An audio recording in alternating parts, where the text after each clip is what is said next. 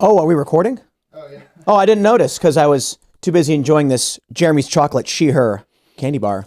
With only 4 ingredients and 260 calories per bar, it's actually some of the best chocolate I've ever had. Would you like some? Yes, yes, Tim Pool, I would love some. It's gone. They are not paying me to do that. You just let it go. We're hanging out with George Alexopoulos. He's an artist. Allegedly, yeah. You want to pull that mic in a little bit? Yeah. You know what? Now I have to finish eating this chocolate before we can start. All right, as you're talking, Who are you? What do you do? Oh, did we cancel we're starting over? No, this is it. Oh, this is so the show. professional. Hi, I'm George. I'm also GPrime on Twitter and Instagram, and I draw things sometimes for money. This guy's expecting like a serious hello and welcome to the Culture War. Charlie I am Rose. Tim Pool. No, Charlie Rose. no, I've seen your show. It's good. I like the informality. I prefer it. Oh, this show? Yeah. So GPrime85, we got pictures of yours on the wall. We should probably do updated ones.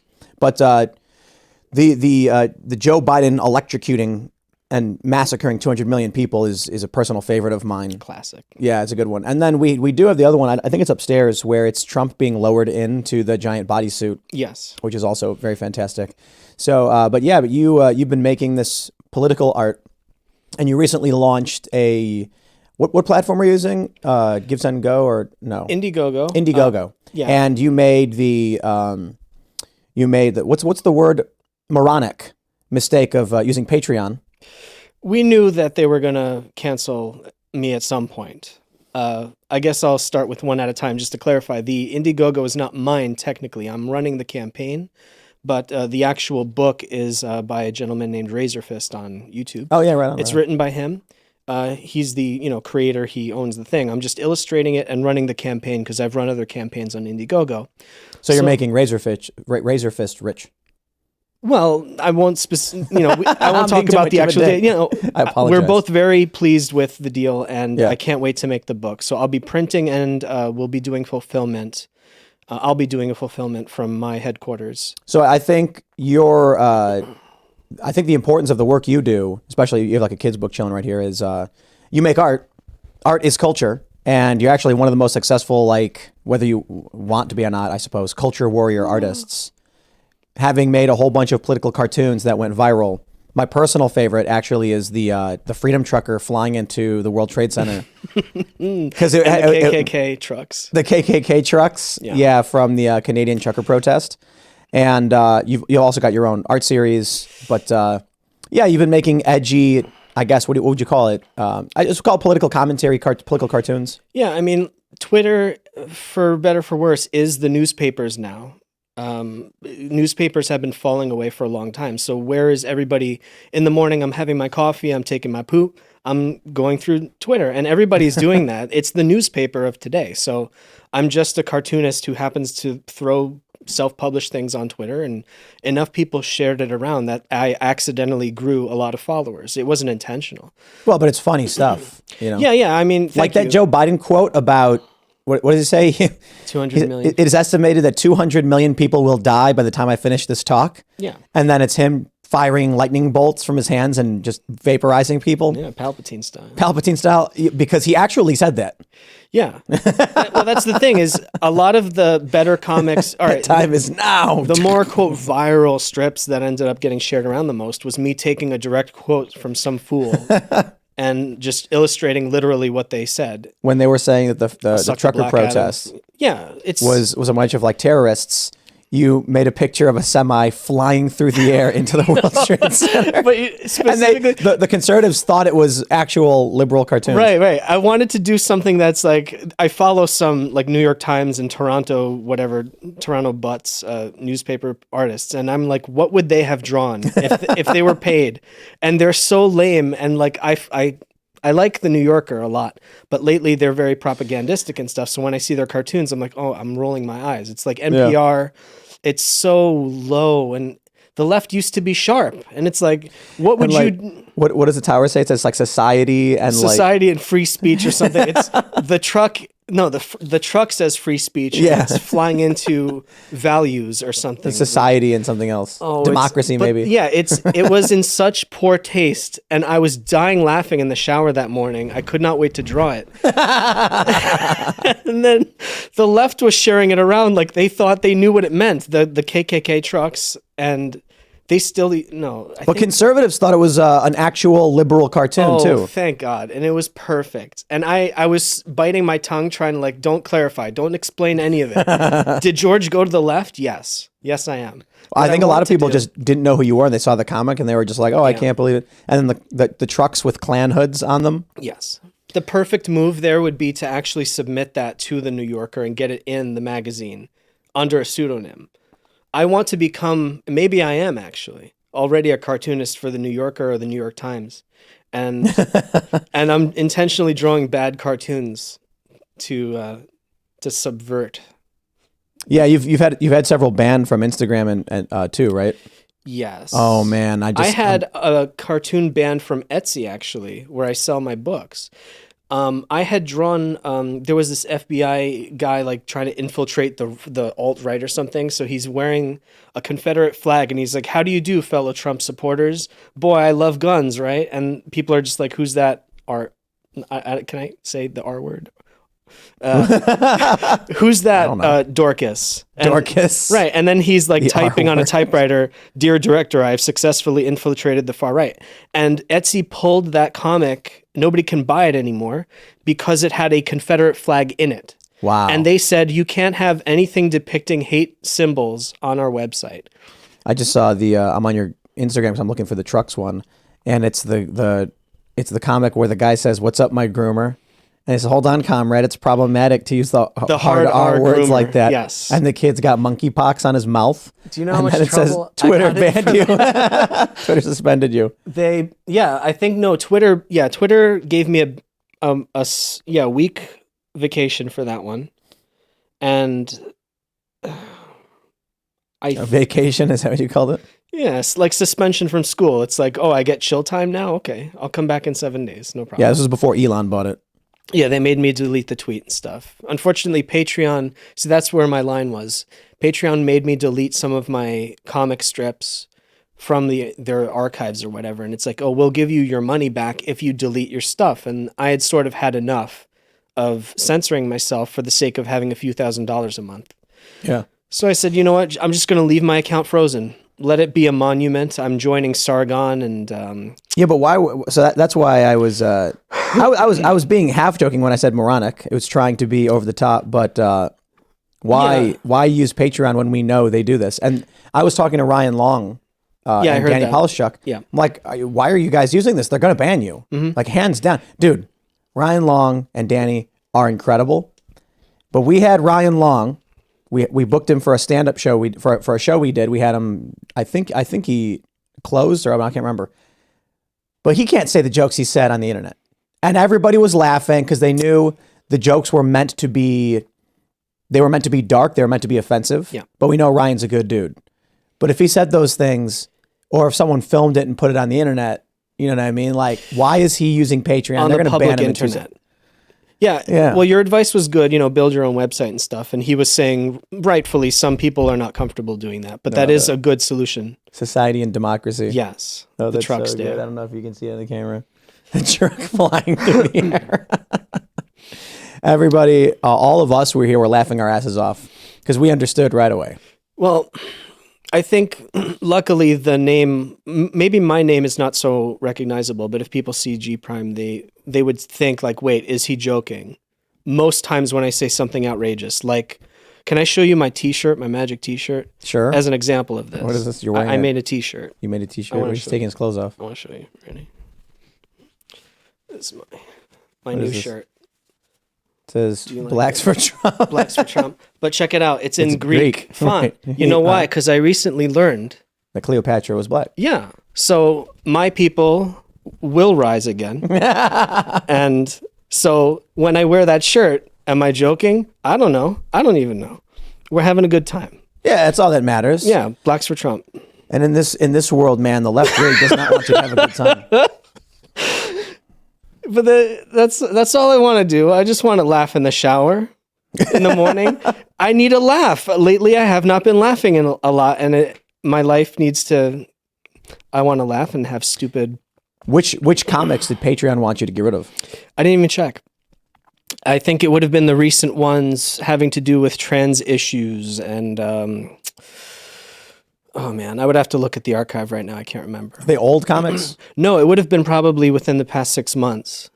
Having to do with, like you said, the groomer jokes with the kid with the monkeypox or whatever. The dog with monkeypox on the dog with butt. the monkeypox. It's stupid. It made me kind of chuckle, but it's like that dark humor where you feel bad afterwards. You felt bad about making that? Yeah, I often feel like, should I upload these? And then I just click upload and I'm like, all right.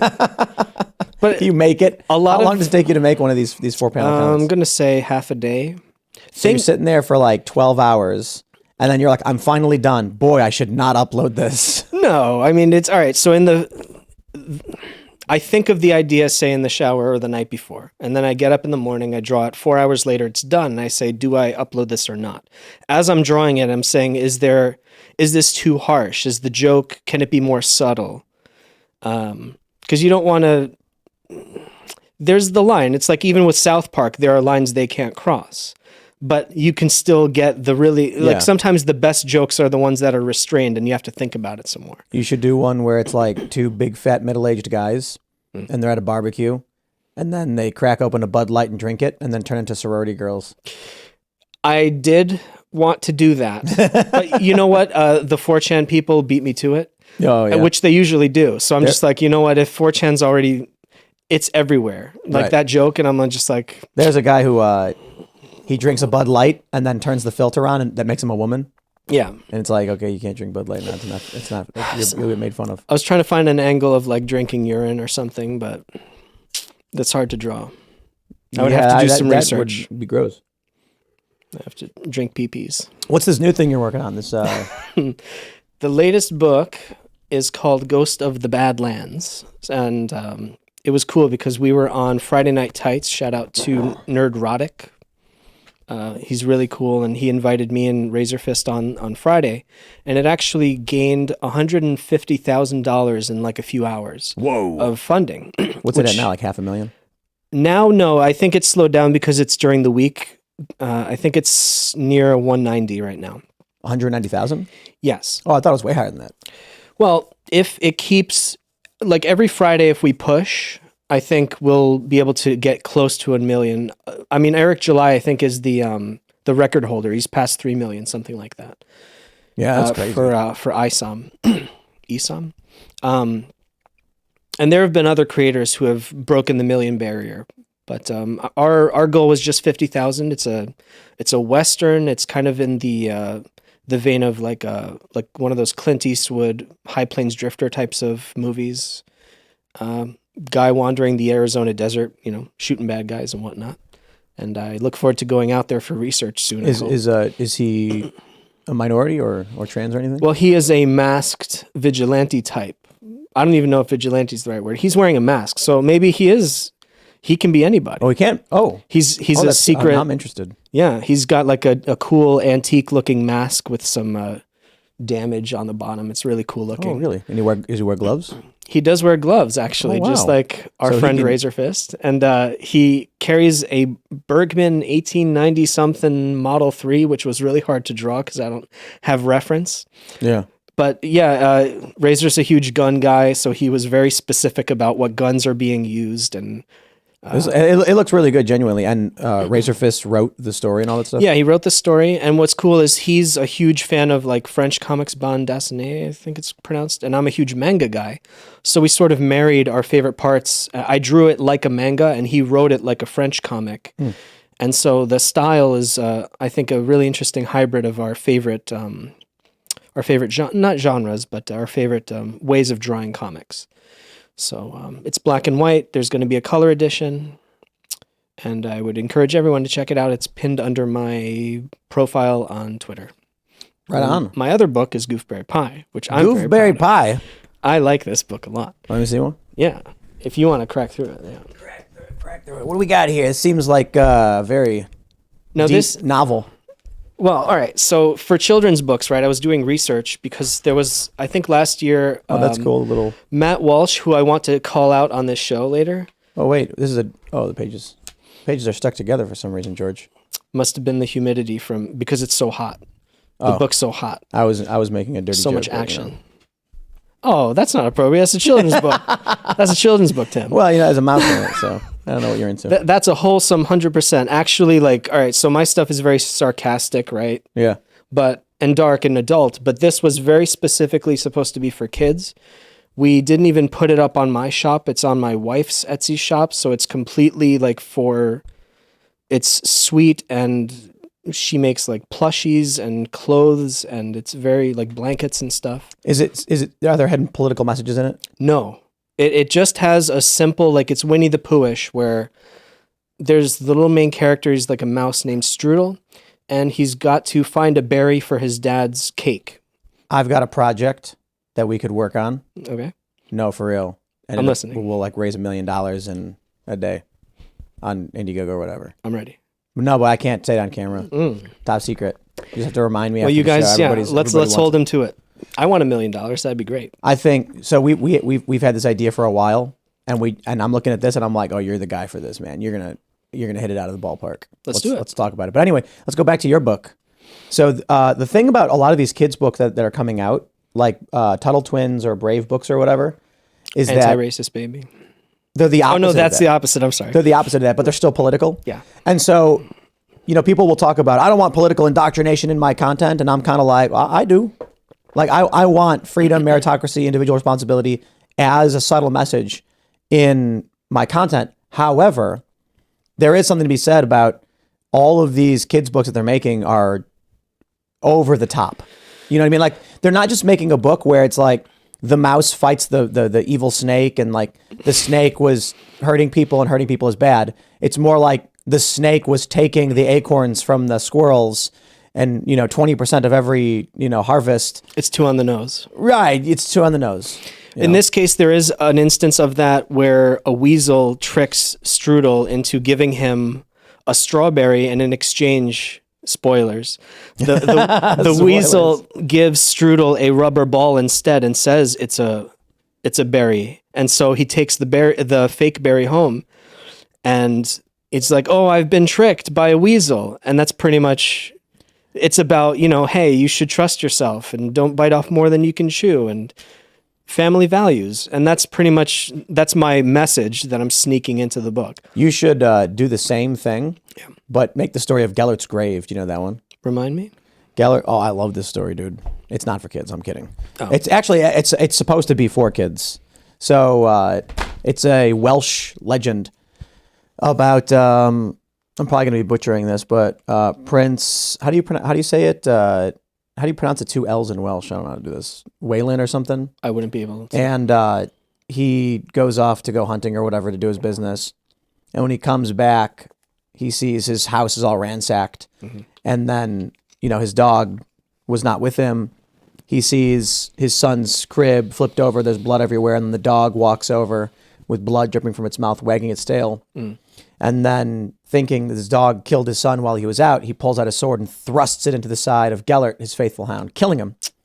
And then when he does, and the dog lets out a dying whelp, it wakes up the baby, he hears crying. And then he rushes over and he throws debris out of the way, and there's his baby, safe and sound, next to a wolf that Gellert had slain. I see. Absolutely brutal story. That would be like worthy. Metal. Yeah. Somebody should illustrate that. I'd be happy to if I had time. Yeah. It's like man. But that's more a story for dads, I guess, isn't it?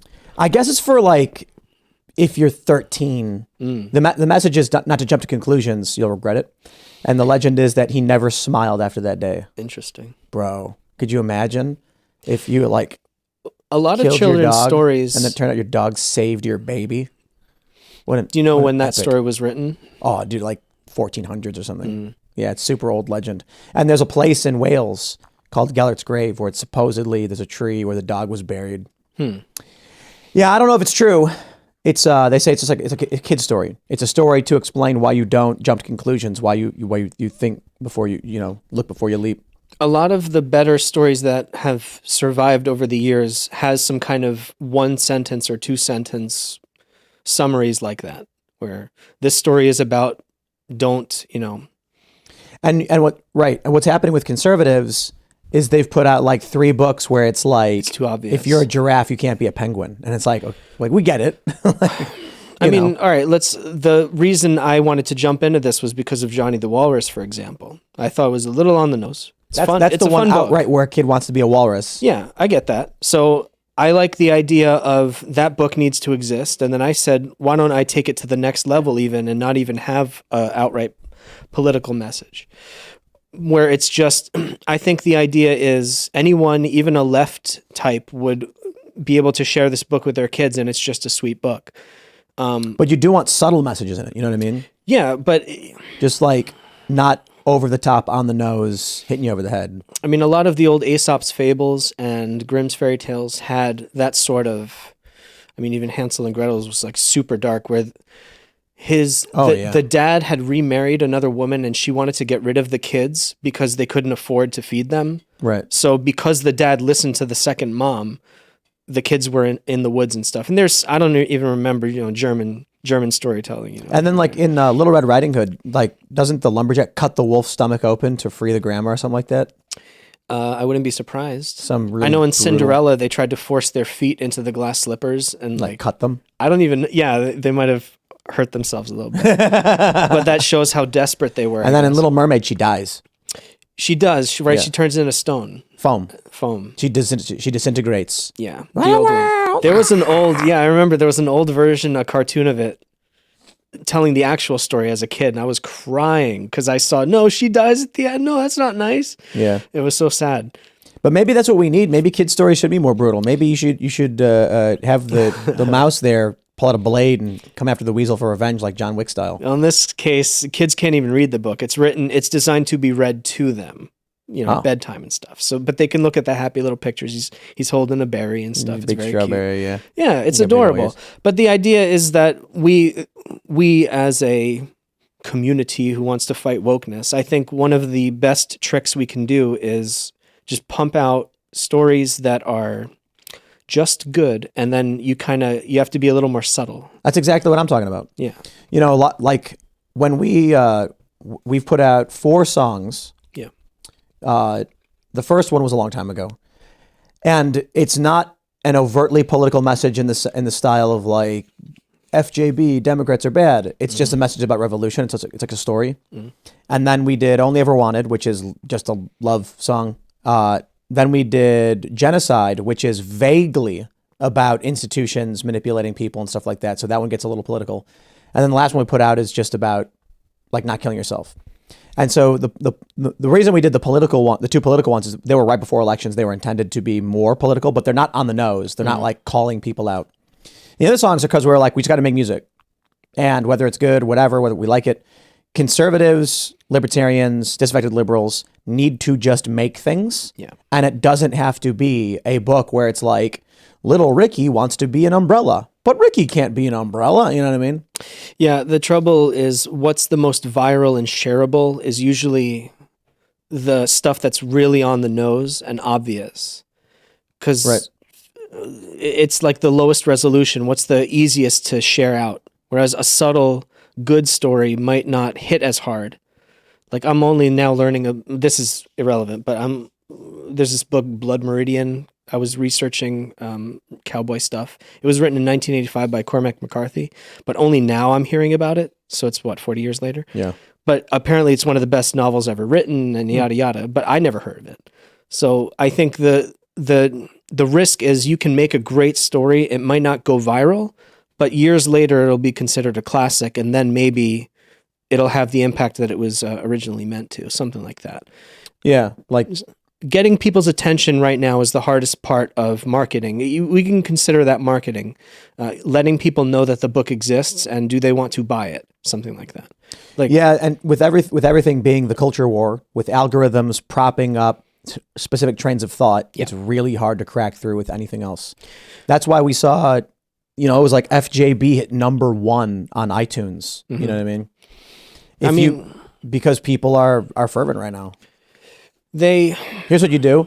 You know, if you want to compete, make Johnny the Antifa, and a little kid who's revolutionary, and then the left will buy it.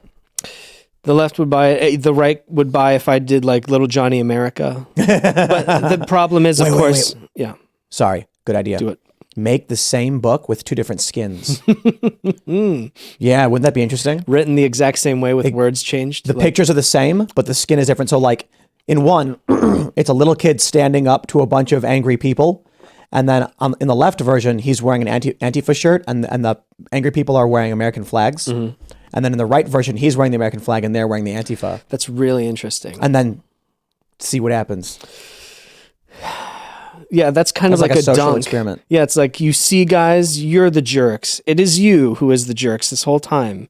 I don't look at it that way. I don't think it's meant to demean either side. It's to see who cares more and who would support it more. Because I think the right would. I think the left wouldn't. Well, if they saw my name, I guess I would have to do Georgina Rick Applesauce Smith. Yeah. Joe Jorgensen. Well, I am a lesbian, so that helps. Okay. With their side. For like the what's it called when you have the picture of the author or whatever on the book? Yeah. For yours, do a filter. Oh, that was not good. Do a picture of you but gender swapped. Into a man, you mean? Into a man. That's right. Yeah. Because as a female lesbian with Georgette, Alexina. Yeah, I love that idea. Yeah. I wish I had more time. I wish I could clone myself and do all these books. Yeah. Maybe we'll make a studio someday. You were saying something earlier about how you utterly despise Matt Walsh and he is my sworn enemy. Sworn enemy, that's right. I'm going to look right in that camera and say, Matt Walsh, I'm calling you out, sir. Because you said anime might be yeah. Anime's demonic or something. And then there was some guy who looks like Batista, but he's not. He like this big guy with glasses. I think Dave Batista, Raboy. Who? So, oh, Mr. Muscle Man Batista. Dave Riaboy? Yeah. He was saying, are you talking about Dave? He was retweeting someone that was saying like comics are for kids, and I said, "What is this garbage?" Oh yeah, conservatives suck. It's they don't understand why they're losing everything. Yeah, they're not culturally influential. Look, man, conservatives. You show up to a conservative event and it's like a 17-year-old wearing a suit. They want to go to the golf tournament. The country club conservatives. That's what it's what is like, this? Even Turning Point USA, and like I like the stuff these guys do, right? Yaff. But they're all wearing suits, and I think the only people who weren't was our crew and Steve Bannon. And it's just like regular teenagers are not going to like, bro. Who wants to wear a uniform to school? Like, imagine going to school and there's that one kid that always wears a uniform, even when you don't have to, or a bow tie, It's just people are casual and relaxed. And you come off as formal and outside when you do these things. When I used to go to church, I don't know if you went when you were younger. I would never wear suits. Twice a week. Did you wear suits and stuff? Oh, I didn't. I wore jeans. When we would wear little suits and your Sunday's best. And then I went to Catholic school, so we would do I think Thursdays, so you're in uniform, and then Sundays with the family you dress up. Okay. Your little suits. Did you resent having to dress up? No.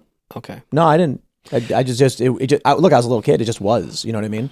But I got to tell you, I didn't understand a single thing they had said in church. Mm-hmm. None of it made any sense.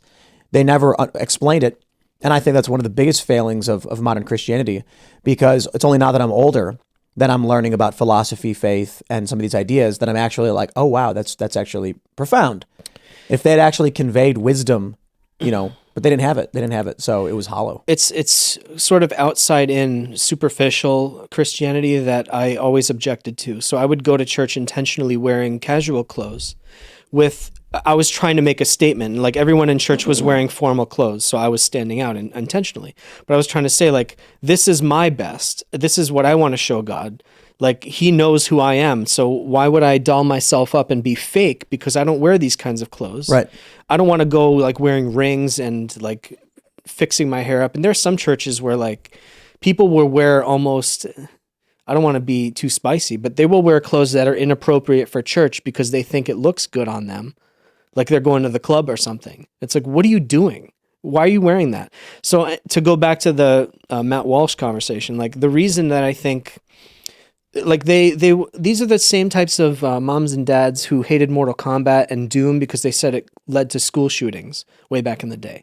And what you end up doing is just making yourself look lame and irrelevant to the current generation. Kids nowadays, like, I don't know a lot of teenagers, but they have a certain way of talking, bussin' and all that stuff. No cap. No cap and whatever. It's every generation does that. I'll tease them, but it's like, look, I'm not gonna talk down to them because I'm older than them. It's like, hey there, young man, you shouldn't.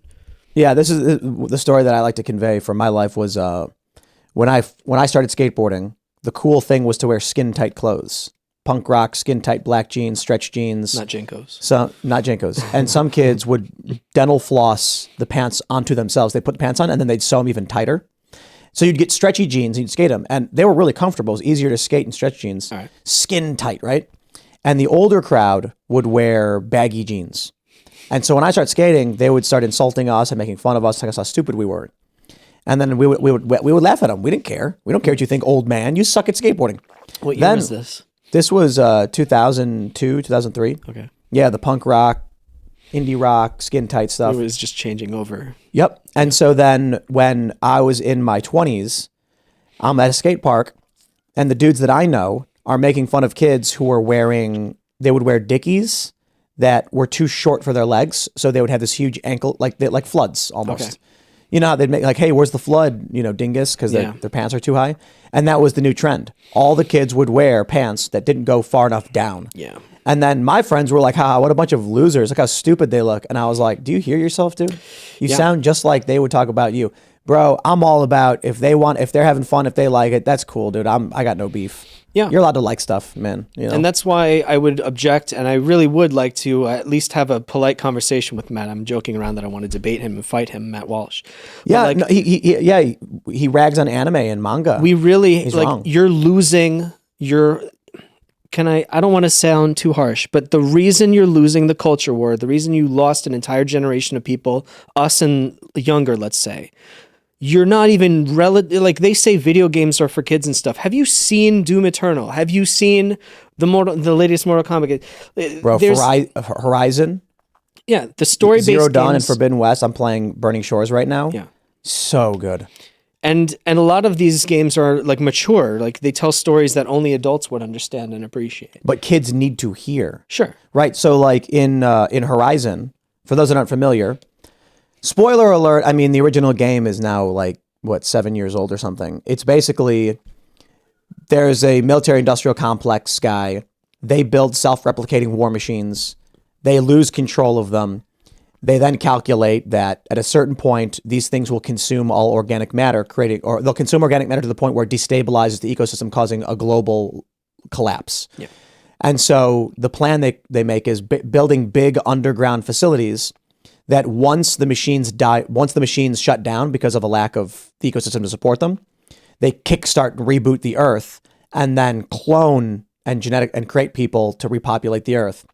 So in this game, you're going around to, thousands of years later, abandoned facilities. It's fascinating how they visualize people's development, tribes. It's like future tribalism. There's relics of ancient technology, but they're still very early tribalist because they don't know how to make a computer, so they can make a ballista. But then you find old recordings, and it is really, really fascinating how they talk about these ideas that we're talking about now with the imagination, like imagining what would happen. So in one instance right now, there's a guy who runs a space mining company, and there's a disaster. They're pulling asteroids closer to Earth to orbit so they can mine them in outer space, and then one slams into Earth or something like that and like causes problems. It doesn't like wipe the Earth out or anything like that. But the video game is basically explaining complex ideas in storytelling so that kids can understand what it means. But outside of that, I'll say this because I love the post-apocalyptic stuff. The idea like Superman, right? I grew up on Superman and Batman. Batman is the best. I like Spider-Man, but I felt like Batman really was better in terms of he's just a guy. He's rich, don't get me wrong. he has no powers really. Right. And then one of my favorite scenes was in Justice League when there's they're Superman in all his power. They're interrogating this guy. And he's like, do whatever you want to me. I ain't saying nothing. And then Batman and Superman's like, we can't get anything out of him. Then Batman walks up and whispers in his ear and he goes, I'll tell you anything you want. And you don't know what Batman said, but the fact was Batman is the best superhero with no superpowers. Yeah. That means that you as a kid, so when I'm growing up, it's like, do you want to be a superhero? You can be. You got to work hard. You got to work out. You got to be smart. You're never going to be Superman, but you can be Batman. And they're telling kids not to watch that stuff. That now, I also grew up with anime, Dragon Ball Z, Naruto was big when I started reading the manga when I was a teenager. And what are all of these stories? An outcast kid who has no natural talent works as hard as possible to become the best.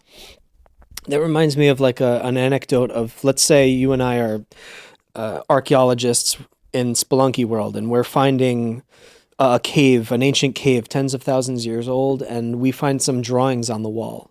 And we're like, wait, we can, if we look at them in a sequence, we can see that they're telling a story. Or if we go to Egypt and we find hieroglyphics, and it's like all these pictures, if you look at them in a certain way, it's telling a story. Oh, wow. It's almost like humans tell stories through pictures. And it's almost like pictures existed before language itself, because letters are just really refined pictures. And any Asian, language, especially, Chinese, whatever, you get like the symbol for rice paddy or the symbol for person. I think in Chinese, the symbol for, if you take the symbol for woman and then put it next to the symbol for woman, you get women. And then if you add a third symbol, you get argument. I'm not kidding. That's the genius of... So it was, pictures were conveying ideas, but it was writing. Yes. So to them, they see an image, they're conveyed an idea, but think about the complexity. So that was, I think that's true, because there was this old meme where there was a video online where a woman is explaining Mandarin or something like that. I think it's Mandarin. And she's like, here's the symbol for woman. If you put two of them together, it's now women. And that's easy to understand. And if you add a third, you get argument. So think about what that means. Back in the day, when these dudes were creating language to convey an idea, they drew a picture of three women and then nudged their buddy, like, you know what I'm saying? Like, you get it? Yeah. But now it's like in their language. And then it became a meme, which is the word for gene. I want to fact check that. I want to make sure that... Well, I would believe it. I do believe it, as a matter of fact, even if you fact check it and it's wrong. But, I mean, pictures and words are just ways of communicating. Yes. Okay. Wait. Basic Chinese. The character showing two women together means argument, so it's two. The character... Oh, wow. The showing three women actually meant infidelity. That's crazy. That's hot. Yeah. Oh, wow. No. Nice. Yeah. So it's 1, 2, and 3 on top, and it means adultery. That's so crazy. So like they're communicating through pictures, Pictures as they were turning into letters. Because the more you refine, the more people are literate. Like, if somebody can't draw, they can't make a comic telling a story about three women arguing. But if I draw the woman symbol 3 times, let's say. But anyway, all this is to say that pictures existed. And maybe that's why manga is so popular in like Asian countries, because they understand the value of pictures as a tool of storytelling. And maybe they respect it more than, say, us here in the West. Whereas, you know what, even Protestants... would say that paintings were like sacrilegious and stuff. They didn't want paintings and religious icons in their churches. Did Matt Walsh say it was demonic? He said anime was demonic. I'm sure he had his reasons, because like a lot of anime that he probably saw was like really spicy, probably. But that's like saying movies are demonic because of OnlyFans. You know what I mean? Correct. Cartoon. It's. If somebody's going to use a video camera to make something really nasty and awful, let's get rid of all video cameras. Yeah, that's not. That's they're. I'm sure Matt would argue there's great movies. The issue is Matt doesn't know anime or manga. Yeah, we could introduce him to some good ones. I think he would actually really like Attack on Titan, Akira, Ghost in the Shell. Ghost in the Shell, especially. Glorious. But I don't know. He might not like. It has boobies in it. I'm sorry. Well, no, Ghost in the Shell is very transhumanist. But it's cool. Cowboy Bebop's amazing. Cowboy Bebop's the bomb. But Man, yeah, there's it got canceled because it was too violent. Is that what it was? You know what he would like? Cowboy Bebop? No, it just ran out, I think. I was reading about it. I think what happened was at the time in Japan, they were concerned about the extreme violence, shooting each other and stuff like that. Oh. And so they decided to just do 2 seasons or whatever. Did you ever see Jinro? No. Oh my gosh, you got to see it. It was based on loosely. There was a student protest in Japan in the '60s. I think it was like the communists, the students were taking over and like having riots, and it's about like the a dystopian future where the only thing that can stop the constant riots is like kind of a fascist police force where they put on armor. I know you've seen the image, like the it looks like the Probably. Hell. What's it called? What's it called? Jinro, Jinroh. But it's about a police officer who has PTSD after shooting a civilian who he thinks was Oh, right. Definitely have seen this before. that movie. like Fallout. It's so relevant to today with Antifa and all that stuff. I think you should definitely prioritize watching it. But that's something I would show to Matt, and it's like, dude, this movie means something. It's great, and it's not just the Death whole. Note. Death Note's awesome. But like the messages conveyed and challenged in these ideas. Yeah. Death Note isn't just a story about a psychopath and a detective. It's a story about how to make a country better and the ramifications of killing those you deem to be unfit for society. What if I had this tool? What would I do with it? So for those that aren't familiar, in Death Note, there's Reapers, Grim Reapers, they call them, in Japan, they're called Shinigami, have notebooks where they write your name down, you die. They can write how you die, and then they absorb your life force and they live forever or whatever. So a human teenager gets a hold of the book, and he is an authoritarian. I don't know what you'd call him. I think you'd call him probably fascistic. Quite a tyrant, yeah. But he starts out with good intentions. But everybody does. Yeah. And so what he does is he starts killing criminals he sees on TV. Then there's a detective who's trying to stop him. The detective's it's almost like utilitarianism versus deontological morality. And that's why I think it's fascinating. Plus, it's just a great show.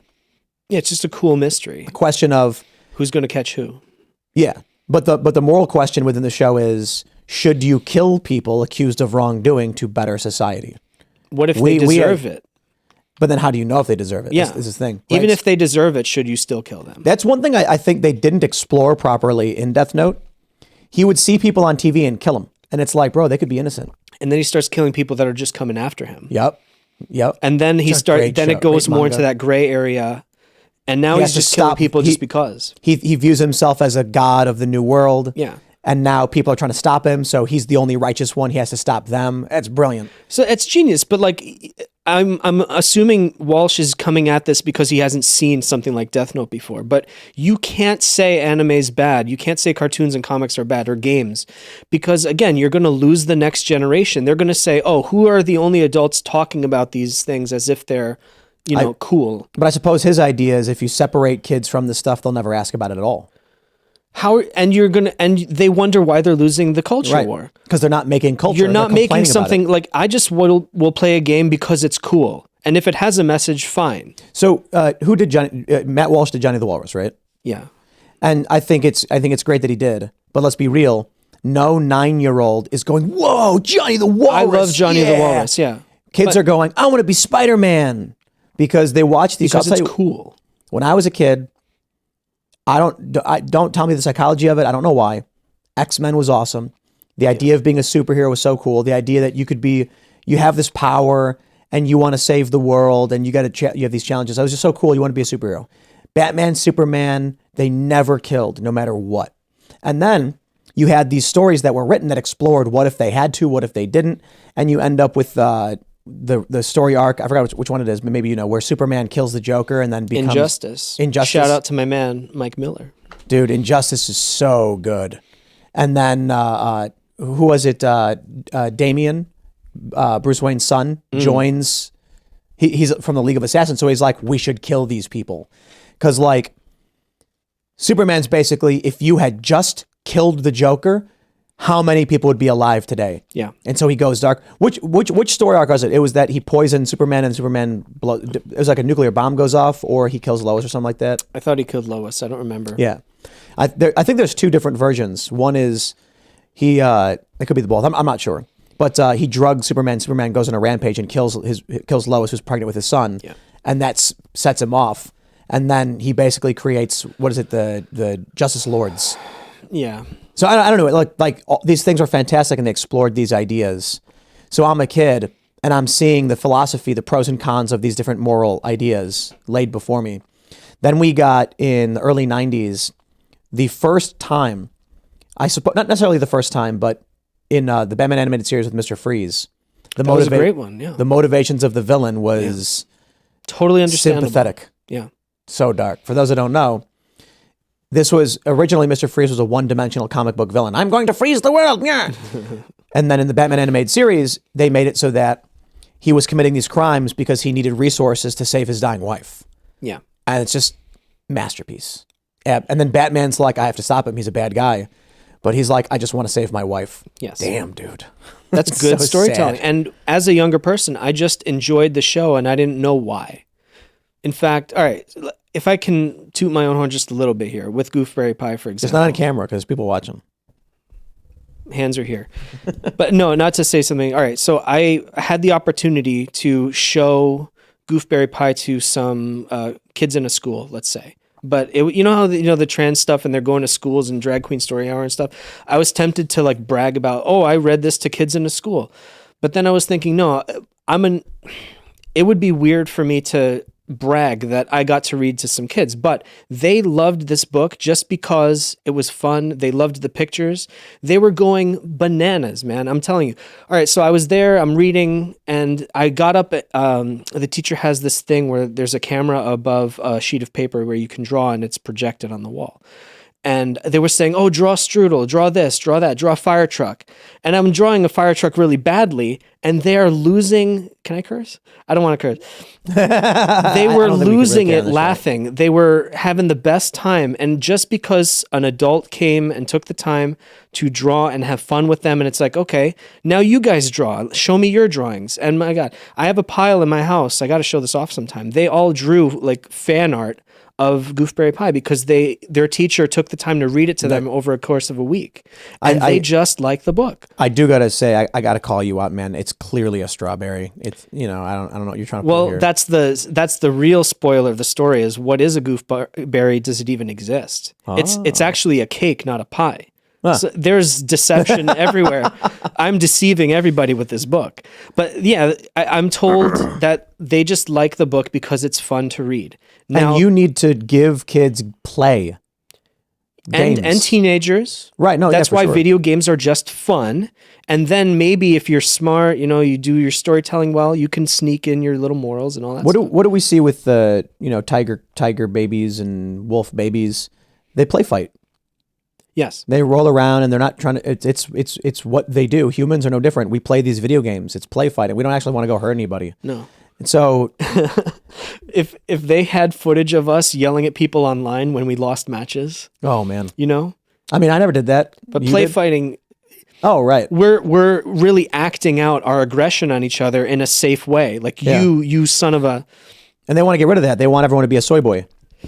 Even Overwatch, which was one of my favorite games, they're now recording all the matches, like your voice. They do voice to text or something. So I can't even call people names in the game anymore. It's very sad. I just don't even use voice. Because people pointed out, I play Overwatch fairly often. Yeah. And it's just so annoying when it's like, get on the point, dude. Yeah. You play Overwatch? As a tank, it's like, can you heal me? Yeah. Mercy, can you stop boosting Soldier and Ferret? I'm dying as Reinhardt. Can you heal me, please? To be fair, like boosting Soldier is massive. It's a massacre when you boost that guy. It can be strong, yes. But you need to heal your... Let's talk about Overwatch the whole rest of the Oh, dude, it's so annoying because, I'll be playing Diva or something, and the annoying thing to me is we're playing Capture the Point. And I think this is relevant in terms of culture stuff, so hear me out. We'll be on attack, and we'll be trying to take the point, and it'll be like a take the point and then followed by like an escort. Yeah. This means, for those that don't know the game, you have to sit on a specific location, uncontested by the enemy team for, what is it, like 15 seconds or something? Yeah, like King of the Hill. Like King of the Hill. And then after you do that, you'll either gain control and a timer starts going up, and once you fill the percentage meter, you win, or a vehicle that you have to escort comes out. They all... every time I'm always on the bad team. I just don't understand why. Whatever. Random cues.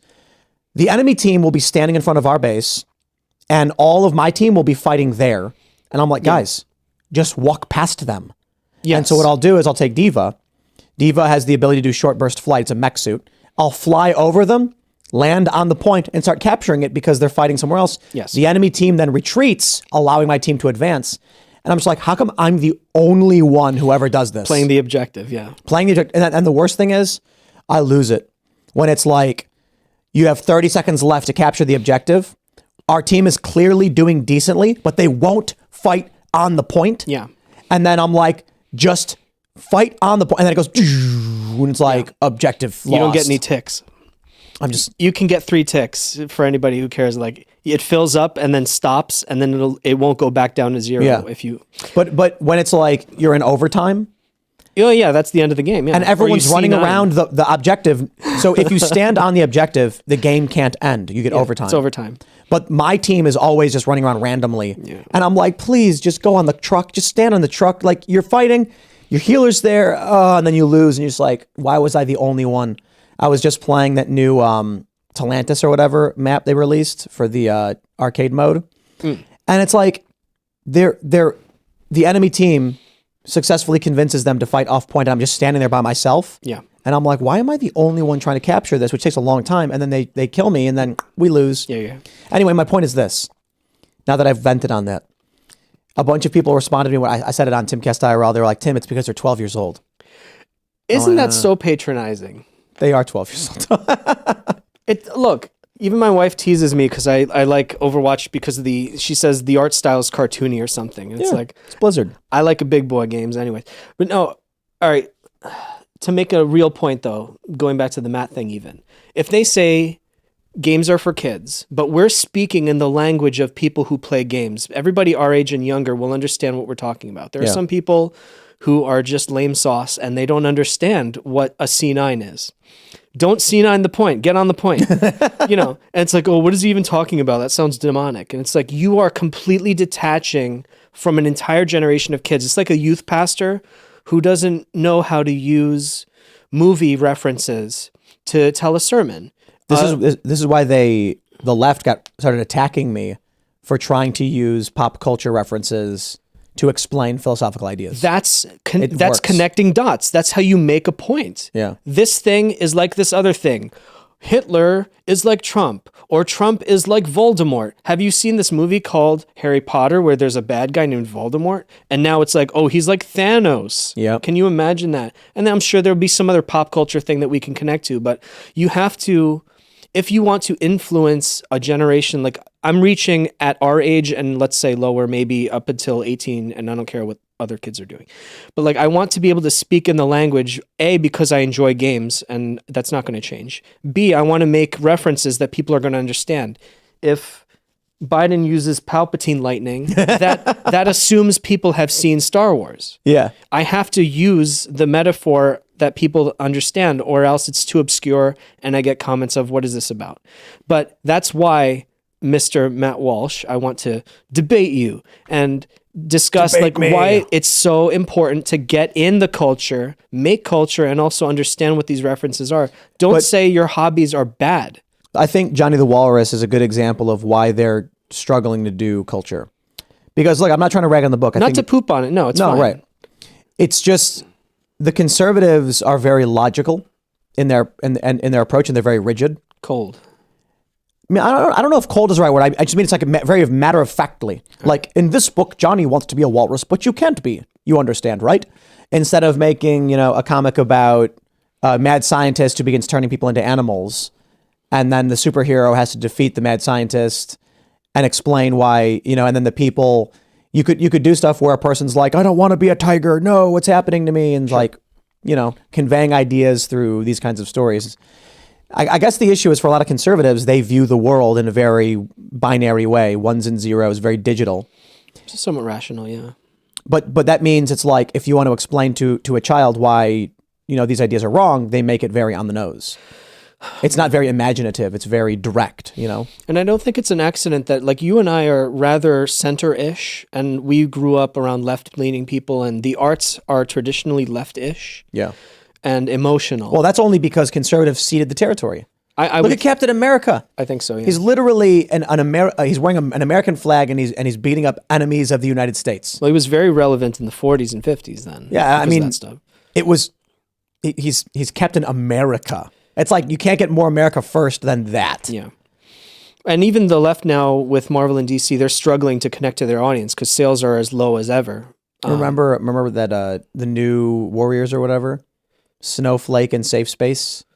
Was that a joke though? No, that was real, and they canceled it. And one of the superheroes was Dora the Explorer.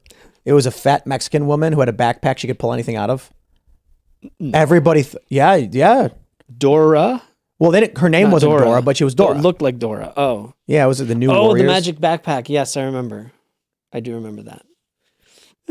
I remember that line it was from the new first X-Men movie when Xavier pulls up and he goes, "What's your name, Wheels?" Yeah, it was the new Warriors. Oh my God. Marvel.com introducing the new Warriors. That's Ramona Powers' ability. Fat anyways. Mexican woman with a backpack she can pull anything out of. Nah. Then there was a dude who was called like, what is he called? The Internet or something? Firestar Rage Speedball. They made a character named Speedball. That's messed up. Like a speedball is meth and fentanyl combined. Relevant to the children of today.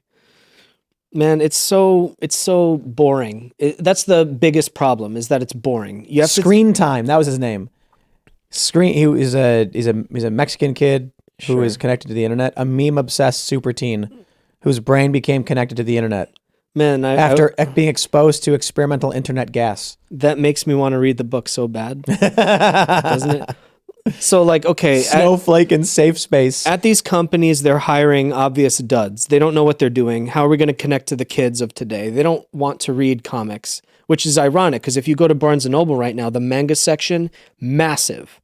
If I was at Barnes & Noble yesterday at the mall up there, and there's like, let's say 20 shelves of manga and maybe 2-3 shelves of Western graphic novels. Manga is crushing. Oh yeah. Western Easily. comics. And, it's better. And what's crazy is you'll get conservatives that will just say, I don't know why. And it's like, okay, ask your kids. Yeah. Ask your kids why they're reading Death Note or Jujutsu Kaisen. Is that what it's called? Yeah. On the cover of New Warriors, the twin brother and sister are lovingly embracing each other. And it's just like... How fun. It's so weird. I'll tell you why. Demon Slayer. Why do I like Black Clover or Naruto? Granted, Boruto is kind of over the top, and Naruto kind of went off the rails in the end with aliens and whatever. Sure. But it's really simple. It's fun. I think Black Clover is an amazing story for kids. For those that don't know, in this world, people who have magic will eventually get a grimoire, a book of spells.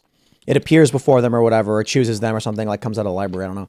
And this one kid really wants to be he wants to serve the kingdom and be a knight or whatever in one of the famous knight teams. He's got no magic. Alas. So he can't. So what does he do? He physically trains to the point where when he goes into the recruitment training thing, I love that scene in the beginning, in one of the earlier episodes where the people with magic powers are supposed to fight each other to show how strong their magic is to get appointed to like a knightship or whatever. He has no magic, and then as soon as the fight starts, it's just like it's like an explosion of speed, and he slams the guy and just knocks him out, and they're like, whoa. And what I love with this idea, what's being conveyed, even if you don't have the gifts, even if you are on average or like you're not as good as everybody else, you can work hard and become something powerful and useful. Yeah. You can, if you find your path, but you have to work hard. You can meet or surpass people who are, quote, born with it. Yep. The message of that, and Naruto. Naruto is a story about an orphan kid who's a screw up, and he goofs around, and he's really bad at what he does. He's not Sasuke is the cool kid who's just super talented. Yeah. And then Naruto becomes basically the president. Naruto only knows one good ninjutsu, right? And he's like, yeah, and he's really awkward with it. The clone, what is it called? Shadow clone. Shadow clone, yeah. Yeah, so... these are basic Shonen Jump-ish. I assume Black Clover is Shonen Jump. Yeah, I think so. Probably. Pretty sure. But like that magazine does a lot of like My Hero Academia is similar to that, where it's just work hard, make friends, trust your friends. It's okay to have rivalries. I think wait, is it not Shonen? Shueisha. Shueisha. Yeah. Yeah. But again, like, look, you and I are talking about this. I'm in my late 30s, mid to late 30s.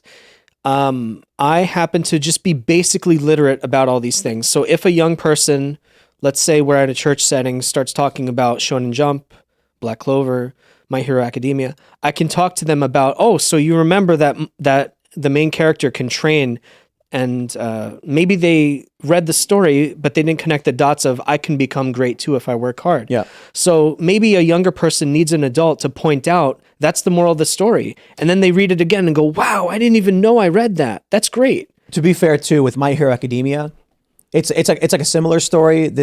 People are born with quirks. Basically, they have superpowers. Yeah. And this one kid isn't, but he really wants to be a superhero, so he trains a whole lot to become stronger. But then the most powerful superhero gifts him superpowers. A piece of his hair. By eating his hair. So it's kind of weird. But what's cool is that the power is so overwhelming that he breaks his bones when he uses it, the main character. I love it. That's cool. Yeah, he like flicks and then his finger snaps. Yeah, so he has to train his body to handle the power that he inherited. Yeah. Which is a fun idea. And the hero and the villain, all for one and one for all. He's very American. Yeah. Oh, I love that. Yeah. The Chicago Smash or something. And it's like the more powerful it is, it's a bigger region of the United States. Detroit Smash. Yeah. Yeah. That's fun. It's dumb and fun. But again, this is Japan doing this.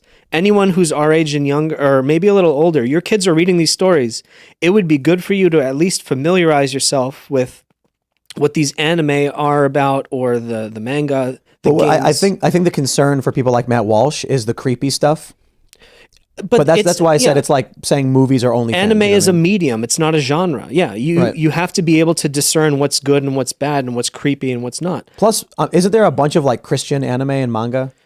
Yes, like with like strong moral messaging. Yeah, I grew up with an anime actually called Superbook that I didn't even know was an anime. But it was fun and I liked the art and I didn't know why. And I later learned it was Japanese. Yeah, they just do a good job, and I gravitated towards it because it looked good.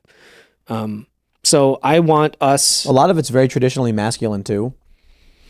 Like self-sacrifice to save those you love. A lot of the most popular stuff. I mean, obviously Dragon Ball and Bleach. The main characters become stronger in response to needing to protect their loved ones. Yes, there are occasionally like the lady main character. Well, Shonen Jump is for boys that are ages.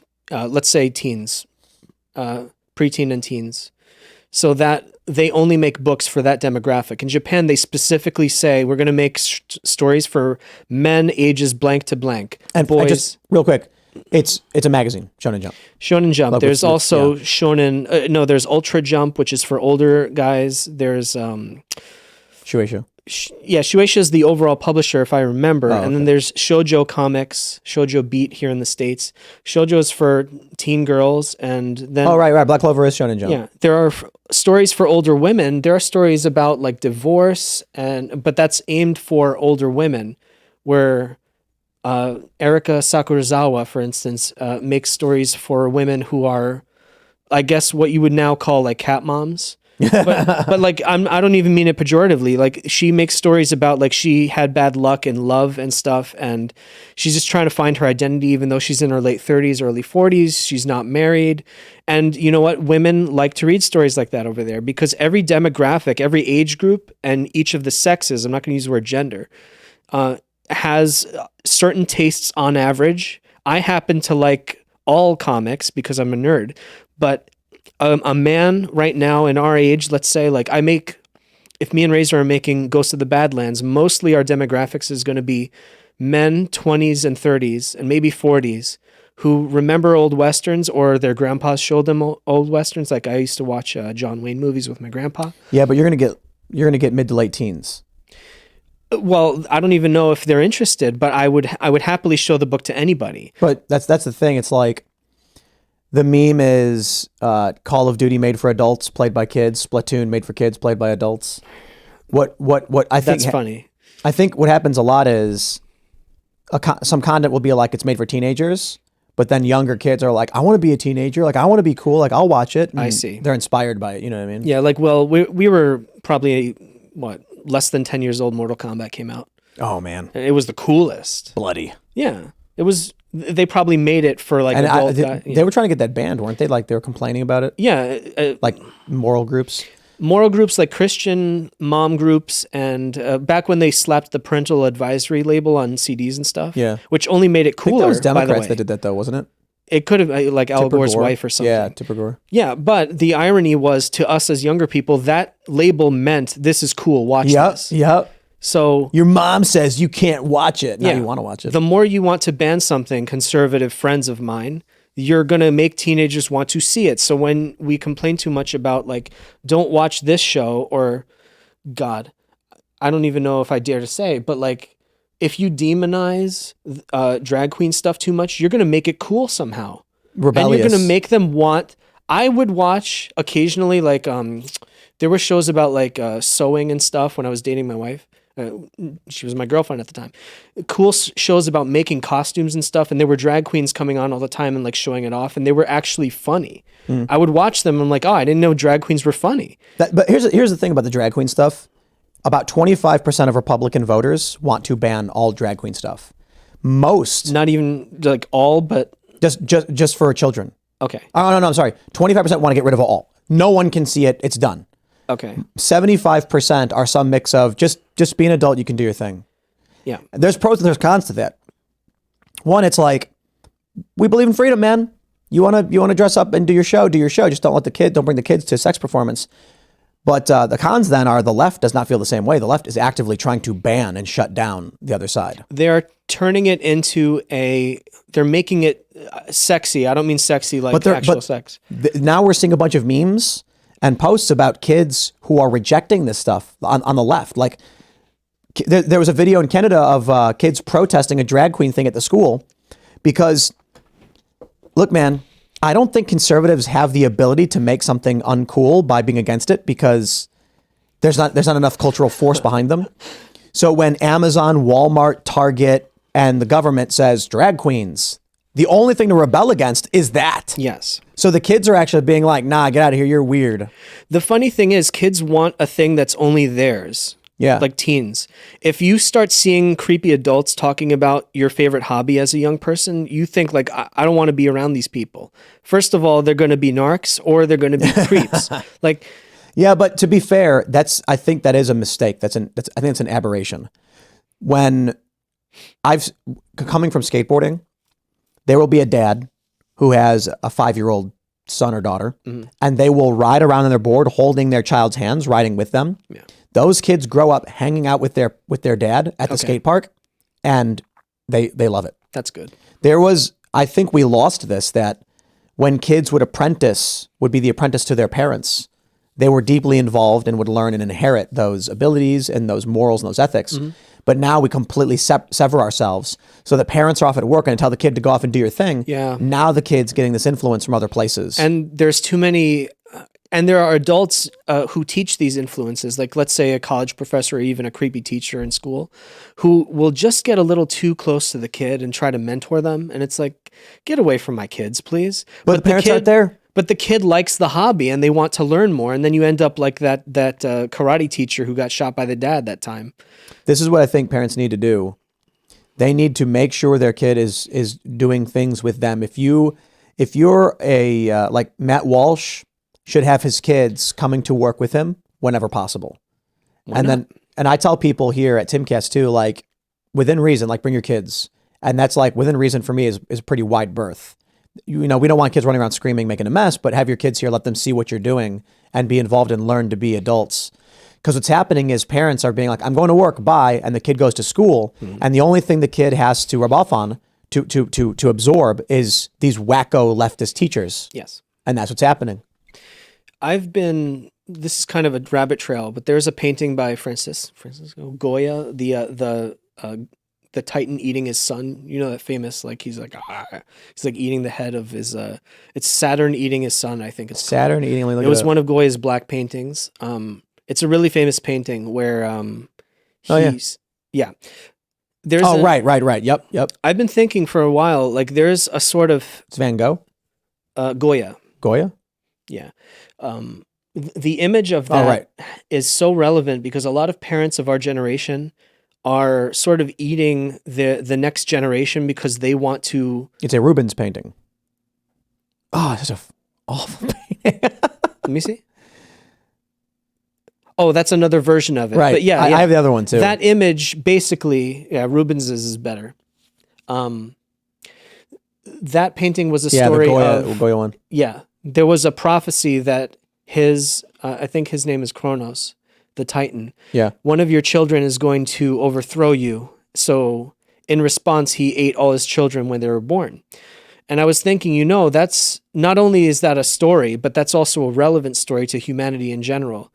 Nowadays, like say even abortion, part of the reason why we are not necessarily eating our children, but we are sacrificing the next generation so that our lives will be better. Whereas an admirable parent will give themselves to the children and sacrifice themselves so that the future will be better. So we're a generation of Saturns eating our children, metaphorically speaking. And it's stupid because the reason I bring that up is because I was drawing... Naruto. Eating? The story of Naruto is that when the nine-tailed fox demon was about to destroy the Leaf Village, the Hokage, basically the mayor, sacrifices himself to eternal damnation to save the village. So quite literally to eternal damnation. What does he do? He in order to seal the demon away, he commits his soul to the belly of death itself. And then he put the demon in Naruto? And he split it in half. Okay. Because he couldn't deal with all of it. So half of it goes into his son and half of it goes into the belly of death, which is a whole other story. But anyway, sorry to derail. The point of the story is the start of Naruto is the leader of the village sacrifices his life to stop something from destroying his village. It's not unlike with Harry Potter and his parents. Yep. When they did the backfire and Voldemort and all that stuff. I love that. But that kind of story has been told and retold for many thousands of years for a reason. It's so that we can understand the concept of you have leftist Harry Potter, dude. What? Oh, no, finish that thought. I hate Hogwarts Legacy for different reasons. But the idea of the next generation, in order for humanity to continue, we have to give ourselves to the next generation. But instead, our generation has become nihilistic and selfish. So let's consume the next generation and sacrifice it. We got to make and all that stuff. We got to make leftist Harry Potter, where it's Lily Potter brings Voldemort to her house for an abortion. Well, he's like, you can just be a witch and live. You don't even have to worry. You want to get real dark with it, bro? You want to get real dark? Harry Potter. Lily Potter is pregnant and goes to a clinic where Voldemort puts her in stirrups and then looks down and says Avada Kedavra. That is very funny. And then she's like, "Thank you, doctor." Yeah. For those that don't know, that's the killing spell. Abracadabra. Avada Kedavra kills. And so it's like she goes to the doctor and she's like, "I don't want to have a baby." And he's like, "I'll take care of it." And it's Voldemort. Like, Avada Kedavra. And then, baby gone. But yeah, there's but again, we're using what we're doing right now is how you tell people morals and ethics. Throughout human history, we tell stories to each other. And unless we're making new stories and reinterpreting it for new generations, the lessons and ethics will be lost. You will not have a way to tell people like, hey, if you work really hard, like Rocky, if I say, we've got to be like Rocky, you know exactly what I mean without even... Because we've both seen the movie, we've both loved the movie. But instead It's the Eye of the Tiger, man. Right. And we know what Eye of the Tiger means. But to someone who didn't see it, we have to make another Rocky movie about the Eye of the Tiger, but it's not called Rocky, it's about somebody else. They're just going to do like a reboot where Rocky's like a young Mexican woman. Well, Creed is about that, right? But Creed's good. Well, no, I mean, yeah, that's what they wanted to refresh the story of Rocky for the new generation. Yeah, I've not actually seen it though. But I've seen scenes from it. I think it's a very, I mean, at risk of stepping out of my lane, as they say, like it's a relevant story for guys who grew up without their dads around, like young Creed. His dad died obviously in Rocky 3. Or no, 4. And he didn't have his dad around. He just sort of, he's very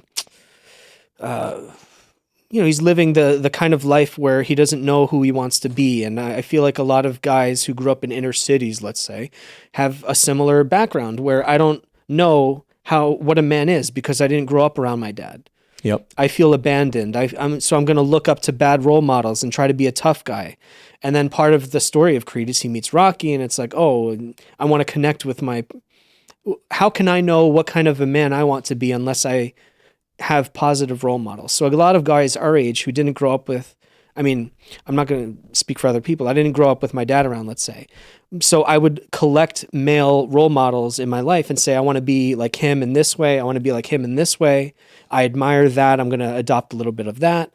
And so a lot of younger people, like, again, the stories that connected with me are the stories where, like Naruto, there's a panel that really touched me, and this sounds silly.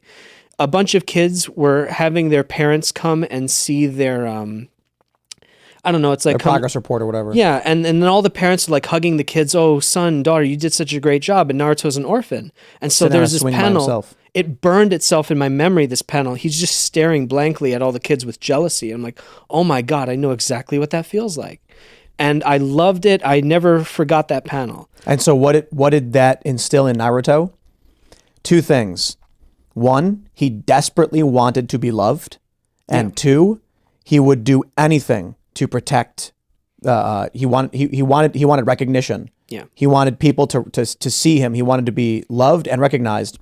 But also, when he started to attain that admiration from, like, Iruka, I think was his first teacher. I could be getting the name wrong. And The eye guy. no, that's Kakashi. Oh. His first teacher when he was a little kid was like the preschool teacher, was like a low level, ninja or whatever, who the first person to actually be nice to him and take care of him. He wouldn't let it go. It's like he had to experience something that no one else had. And then there was Sasuke, whose brother massacred his whole family, who lost it all. And there was that contrast to it. But the important thing to understand with Naruto is you have this kid who he grew up without knowing the love of his parent, because his parents had died sacrificing themselves. I forgot how his mom died. I think similarly. And his dream then is to become the Hokage, which is the president, basically, and protect everybody and not lose what he's now gained when people start to respect him and see him for who he is. And I think the important thing to recognize there is that he is a powerful young man with spiky blonde hair who desperately wants attention, much like another world leader with blonde hair who really wants attention and will stop at nothing to save this country. Well, he does seem to be filling a gap in his heart.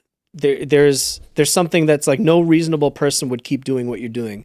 There's something in him that needs to be satisfied, and I'm not going to speak to that, I suppose. But I think the story there is that he's jealous of all, like you mentioned. He wants everyone to love him. But it's because he didn't have the love. Probably. He was jealous of what everyone else had, and so he wants everyone to love him. When he's young, he lashes out to get attention. Yeah. But then as he gets older, he becomes like an unstoppable force. What's interesting about that is that drive of I want attention and affection can express itself in negative and positive ways. Either jealousy and hatred, or I'm going to try to make people like me. And some of the best writing I have ever read in my life. You've read read or watched all of Naruto? No? More than half. There's I've told this story before on IRL, but I'll tell it now for everybody because it is a masterpiece. Naruto is being trained by Kakashi, a very famous anime character who's got one eye covered. And after the trio advance, all three, so there's Sasuke, Naruto, and Sakura. And they each get trained by one of the three legendary ninjas. Jiraiya, the toad ninja, then there's Tsunade, the slug, and Orochimaru, the snake. They're not really those things, so they have those elements. They're ancient Japanese legendary characters. The story of Jiraiya saving Tsunade from Orochimaru is a famous Japanese legend. So these three main characters go on to train with these three legendary ninjas. The story of Jiraiya is that he was traveling during the Great Ninja War, and there was a country in between the other countries that was basically used as a battleground because of its location, and it was just wrecked and destroyed.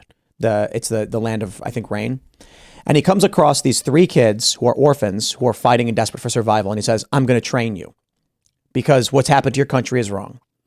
One of the kids' name is Nagato, And this kid is like naturally gifted and has this ability, which is shocking to Jiraiya. Jiraiya trains him.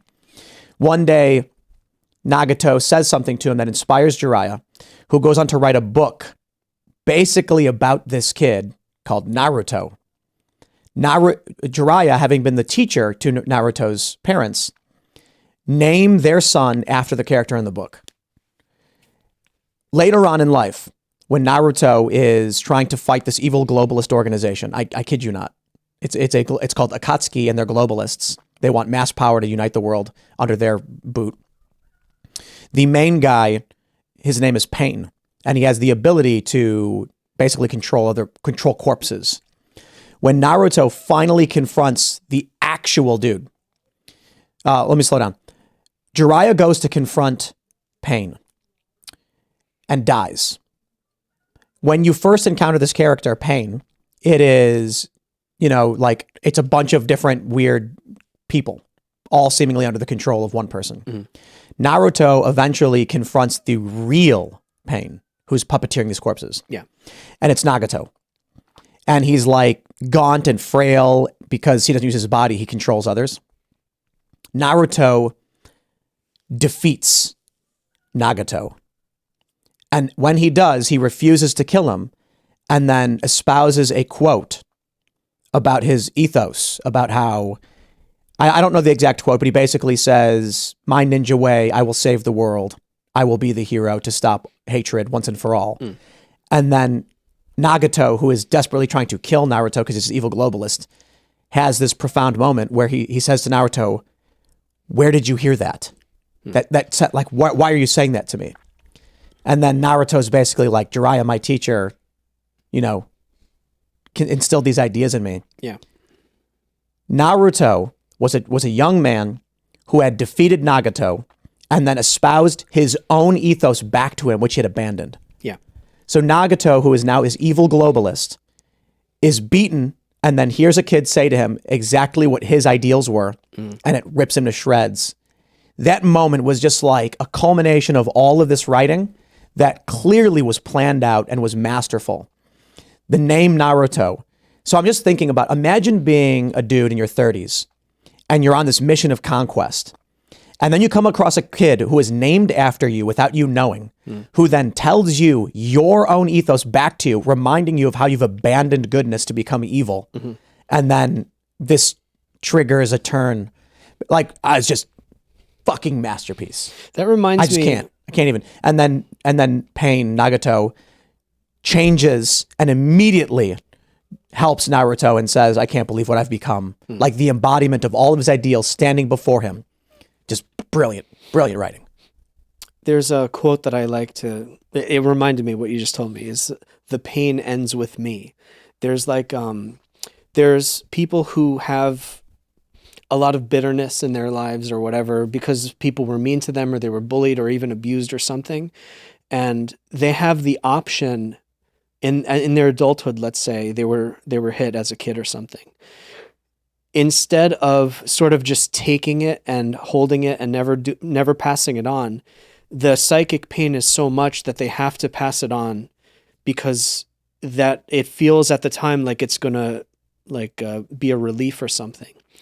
But what you end up doing is passing it to the next generation. So there's this generational, let's say alcoholism or something. If someone's father was an alcoholic or they were abused in other ways, you have, it takes like superhuman discipline and self-control and to say like, I'm going to end that cycle that has been passed on. Like if someone's dad was beaten when he was a kid, and that I'm just using extreme examples. Right. So there's examples of somebody who has like a psychic wound that they received when they were a kid. It's not their fault that they had it. Yeah. But they can or cannot, they might not pass it on. I would use an extreme example of, people talk about the grooming things, and that's why the Drag Kid Story Hour freaks out so many people. I want to say this with sensitivity because I don't know if it's true. They say a lot of people who are in the LGBT rainbow stuff were hurt as kids. Yeah. And so you guys being around kids freaks me out because what if your psychic wound is saying, I want to pass it on? Well, it is. But the lot of it best is. way, like, it's not your fault that you were hurt as a kid, I want to tell them, but like, just don't let yourself be in a setting where you can pass it on. But so think about the problem we're facing right now with, conservatives saying anime and cartoons are demonic or bad. They're literally saying a positive masculine influence for my child is a bad thing they shouldn't have. So then what's the alternative? The chaos of drag queen story hour? The kids will find entertainment somewhere. And it's wolf cubs play fight. Yeah. Imagine if you were saying like, no, you shouldn't be allowed to be inspired by these stories of masculinity and strength. The story of Naruto is whenever he confronts a villain, he tries not to kill them. He tries to turn them, to convince them, and then he's successful in many regards. The same thing is true for Dragon Ball Z. Yeah. Dragon Ball Z, like almost all the villains somehow become good guys. Like even Frieza has an arc where he teams up with them. It's amazing. It's funny. I mean, with Dragon Ball Z, they convert all their enemies. Krillin was a rival to Goku, then they're best friends. Vegeta tries to destroy the Earth and then literally becomes the second greatest hero. I love how they do that. If you're saying these stories of like Dragon Ball Z, let's talk about that. Goku trains at 100 times gravity to become strong enough to save his friends. Frieza, don't worry about the names of the characters, just the bad guy kills his best friend and then Goku loses it and then his power tremendously increases out of rage. You don't want young boys to learn the lesson of struggle, become stronger, improve yourself, be the hero, sacrifice. What are they going to get if they don't have that?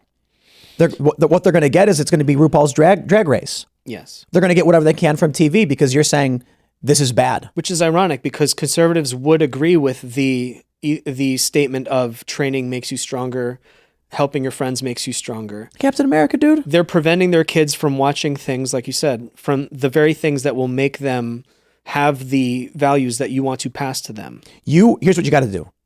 Okay, conservatives. You give your kids Batman, Superman, Naruto, Black Clover. Let them discover it, though. It has to be theirs, not yours. But I'm not so sure. But I see what you're saying. But here's the point. The point is, they go to their friends and they'll say, "Look at this thing that I have. It's so cool. Yep. Look at this thing I found in the basement. It's called Dragon Ball." Yep, that's right. But I don't think it's always true that if dad's doing it, kids think it's uncool. No, that's probably But it has to be something that's special to them, and they just want to devour it. Right. I think, the way I got into anime was just through a friend. Like my parents obviously weren't into that stuff. Yeah. But my dad brought me to go see the Batman movies and stuff like that. My family would bring me to go see all that stuff. I had a church friend corrupt me back when Adult Swim and the Sci-Fi Channel had like old Appleseed and Dominion Tank Police, even before Ghost in the Shell became hot. And he corrupted me with all this, like, look, I can download all this anime for free. I'll burn you a CD with Berserk on it. I'm like, what is Berserk? Oh my God. And I was way too young to be watching this stuff, but it was still awesome. Akira, Ghost in the Shell is not for kids, but as a kid, I watched it and I was like, this is the coolest. This is for adults. This is mine. I think they might not like Ghost in the Shell. It's so transhumanist. And kids shouldn't watch Berserk, fine. But if they do happen to watch Berserk, it's, first of all, it's pimp and it's the bomb and whatever. But all right. But that's where kids want to see things that maybe the parents would not allow them to see because they're attracted to the idea of what's this forbidden knowledge that I'm ready to learn about this stuff. I'm ready to watch gore and learn about sexy stuff or whatever, but I'm too embarrassed to ask my mom and dad about it. But the danger is, instead of asking someone who might tell you a responsible answer, they're going to creepos online. Yep. And that's why I'm scared of like kids being exposed to, like, there are certain types of YouTubers who are the cool, creepy youth pastor types who do watch these shows and but they'll guide them to like places where, no, you shouldn't be going there. This is it. I mean, some kid is going to go to their parents, or they're going to be around their parents. They're going to say, I found this thing I like. And the dad's going to be like, no, that's bad. Yeah. And they're going to be like, okay, I can't go to my dad or mom with that. I'm going to do it in secret and watch it in secret. I'm going to go find the creepy internet person who tells me I feel good. The rabbit holes where they're not supposed to be. You got that dude, I don't want to say his name, who has those videos where he's such a Pennywise the Clown character. And he's like, tell your parents no. Yeah. Run away from them. Hide from your parents. It'll feel good. It's like, wow, this dude's evil. And there's lots of those types. Yep. But why not, fathers, Demons. especially fathers, like why not watch anime with your kids, pre-screen them and find the cool ones if you want to. But do not let your kids just float around the internet finding stuff that can lead them into weird, like that. I don't remember that guy's name even, but I know exactly who you're talking about. I don't want to say his name. Okay. I don't want to give him. I know who you mean though. But it's this evil dude who makes these videos where he tells kids to like ignore their parents, to run from them. It's like, it's demonic stuff. But that's how these types of people find kids who, and even Predators. kids without their parents around. Hey, I'll be your family. I'm your found family. Yep. Why don't we hang out? And then, they can do whatever they want to the kid or plant whatever memes and seeds into their kid's head. But that's how these weirdos replicate. They find vulnerable kids. I hate to say it that way. They find vulnerable kids, and then there's just more and more of them. And it can be stopped by parents just being a part of their kids' hobbies. We are not supposed to, as a species, separate ourselves from our children the way we do. Fair. That a dad says, "I'm off to work, kids," and leaves is an aberration, which is causing societal decay. It used to be, the dad would wake up, let's say blacksmith, and the kid is now 10 years old, Like Kingdom Come. and he'd go into the his workshop, and he'd be like, "Son, get in here. I need a pail of water." Yes, Dad. And the kid is with his dad the whole time, learning from his dad. The daughter is with the mom. And as a family, they're learning and working with the community. We got to this point in industrialization where it's like, I'm going to work and you will never see what I do. That moment separated parents from instilling their skills, values, and assets to their children. Mm-hmm. And then we put kids in schools, institutionalized learning facilities, so the government could train them. To train them to be more drones like Yep. the parents in the industrial. Parents got to bring their kids to work. Yeah. That's why I tell people here, I'm like, dude, it is a cultural shit that needs to go back. Yeah. Like whenever you're able, we have work parties and stuff. I'll be like, bring your kids, man. And no one should have a problem with it. Human beings should not be like, oh, the baby's crying. I'm angry about it. No, too bad. Too bad. If somebody who works here is like, I'd like to come to the work event, but I have the kids, bring them. Yeah. And if anyone has an issue with that, I'm simply going to say to them like, dude, human beings are this way. That's it. Too many parents of our generation act like their kids are a burden. Yep. It's like, but not only that, like when I hear, I don't get mad when I hear babies crying. I'm not annoyed by it. I'm not frustrated by it. It makes me smile. Like I'm not the baby suffering. It makes me or anything. panic. Like, oh, we got to help them. Right. But then you learn the difference between actual crying and I just want attention crying. Sure. When I'm on a plane and I hear a baby crying, I don't get angry about it. And I hear the mom saying, like, I can hear like the parents trying to get the baby to stop crying. It makes me laugh. I'm like, this is life. These are humans. This is what babies do. So if someone has kids, those kids should periodically visit work. I understand some things can be disruptive. You can't have little kids running around knocking over milk and stuff like that. But within reason, at a certain age, especially like once a kid's like 9 years old, they're old enough to watch their parent work, whatever that work may be, and be involved. I probably have this in me because my family opened a coffee shop and I am 9 years old and I'm working the register. I am refilling the chili. I am stocking the muffins. And that's how things used to be. You worked with your family. And so you learned these values and you earned something from it. So I'm a little kid. I bought Pokemon Red with my own money. Mm-hmm. We had a tip jar. The only thing I'd get was tips. And then once I think it was $40, I went and I bought Pokemon Red and it was mine. Well, that explains why you want to open a cafe.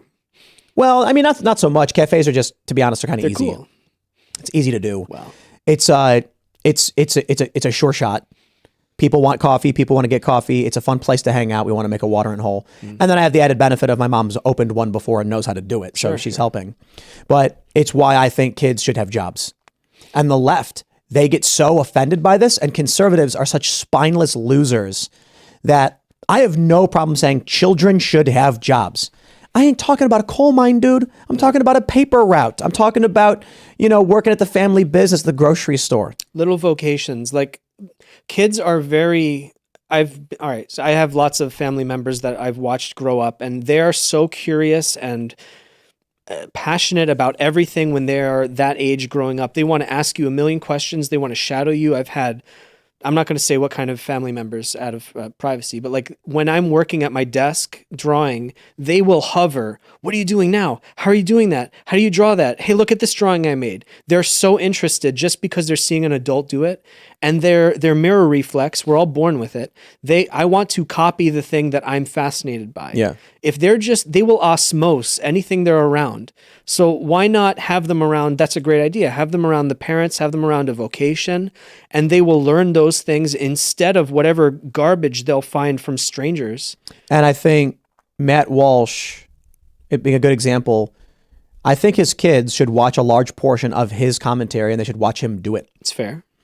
I say a large portion because I understand there are things inappropriate for kids. Sure. And if Matt is targeting high level, adult subjects, obviously not that. But having your kids around, I'm not saying he doesn't do this. I'm just saying, using him as an example. You should bring your kids to work and tell them, sit and watch, here's how I work. They can learn those things. I like the examples of like guys who go to the range. They're teaching their kids how to responsibly use firearms and stuff. Yeah, and except for that one guy who gave his daughter we gave her an Uzi, fully auto. Well, yeah, there are irresponsible parents.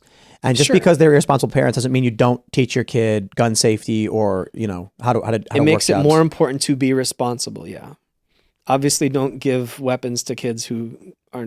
I just use that as an example. Maybe it's a bad example. I feel like so much of what we hear in movies and TV is anti-child propaganda, to be honest. Like the people saying like, oh, I was on a plane, the baby wouldn't shut up. And it's just like, ask yourself why you're mad about that. Serious question, though. Selfish. I just don't get annoyed by crying babies. Never, for any reason. I don't get annoyed by kids at all. I'm at a restaurant and there are kids and they're acting up and the parents are getting angry. I'm laughing about it. I'm like, this is human life, man. In that vein, too, I've never understood the obsession with trying to be permanently young. Like, I can understand not wanting to die. But this idea of people getting plastic surgery to look younger, I'm like, dude, being old is a part of being human. Live. It's like when you find pictures of high schools in the 80s, they tried to make themselves look older. That I understand, though. You want to be like the adults. And now adults want to be like young people, which is puzzling. Right. Exactly. Obviously, I'm afraid of more mortality, so I want to look as young and fresh as possible. That I can understand. I always look, I understand like when you're old, your bones get achy, your muscles hurt. I don't care about the wrinkles. I don't care about the gray. I got gray hair in my beard. I'm seeing the Reaper's hand on my shoulders. So I want to look, I'm not saying George, but I understand why someone would want to look younger because they're afraid of death. Fine, I get that. Yeah, but I guess my thing is people, it's the idea I'm trying to bring up is about children for the most part. How we create these tropes that having children is bad. They say don't have kids because can you afford it? Who has ever been able to afford kids? I mean, obviously there are rich people who can. Look at pictures of the Depression. Right. Huge families. In the Great Depression, people had kids. And unfortunately, back in those days, a lot of the kids, they got like really sick and they would die of starvation or something. But like, and we're in the generation where that kind of thing almost can never happen. It's just really, to be honest, like the crying baby annoying people is really confusing to me. I think it's something, it's just selfishness. I know people our age who talk smack about their kids as if it's like a burden. And I mean, not to say too much, but I would love to have kids. I don't yet. We've been trying, as we get older, maybe it gets harder or something, but it's like, I'm genuinely jealous. Like I was at the diner this morning. I saw a really sweet family, 2 kids. One of the kids was looking at me and making faces and I'm making faces back. And I'm like, man, I really wish I had a family like that. Yeah. And it's like, I hope get started. I would love to have 12 kids. Whatever. Pray for me if you guys are of that. So it's like, yeah, I would love to. And it's like, it hurts my feelings when I see people our age saying bad things about their kids. And it's like, you don't know how blessed you are. You look at people who can't have kids or are struggling and man, maybe it's a grass is greener kind of thing. But the grass is greener. No question. Hands down. But at the end of our lives, it's so much better to be surrounded by family. That's my point. Yeah. The grass is greener, period, no question, and everyone knows it. Because the point that I stressed with that Chelsea Handler thing, you saw that video? So dumb, yeah. She's like, I wake up at 6 a.m, do drugs and masturbate, and I'm happy. Great. It's like, okay, well, look, this is a fact. You will be on your deathbed. And if you go the Chelsea Handler route, a nurse will walk in and say, I'm sorry, it is terminal. Is there anyone we should call? And you will say no. And they'll say, press the button if you need anything. Nursing home. And then you're just sitting on this bed, waiting to die, staring at the wall. Or you can be like Murph in Interstellar. And you'll be surrounded. The doctor will say, I'm sorry, it's terminal. Yeah. And then you'll be holding the hand of your husband or wife or son or daughter with all of your children and their grandchildren around saying, we love you and we're here for you. And you can smile knowing that everything you hold dear, all your values, your dreams and ambitions have been imbued in these people that you have created who will carry on your vision for eternity. Or you can die in a sterile environment knowing that you masturbated and did drugs at 6 a.m. You know, I could tell a personal account of that.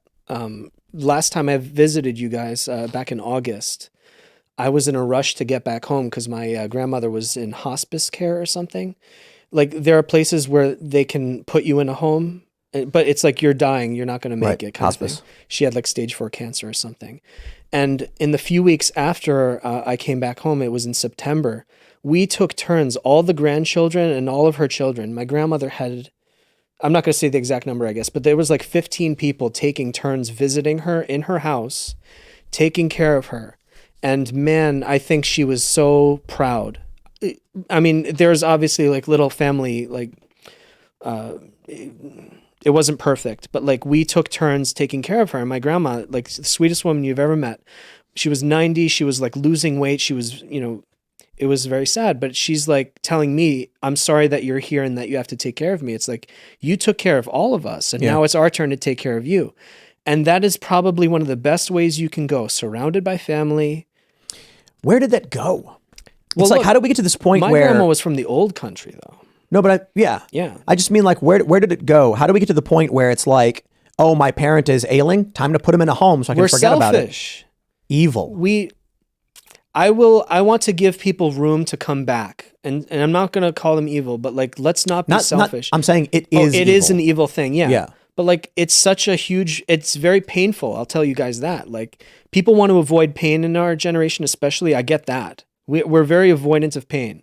Yeah. But like, I'll never forget these memories of like, I was holding my grandmother up. She was lying down on the couch. We had to pick her up and she would like drink water and just like little sips of water. She couldn't even eat. It's like, we were crying like nonstop, but it's like, we honored her so much.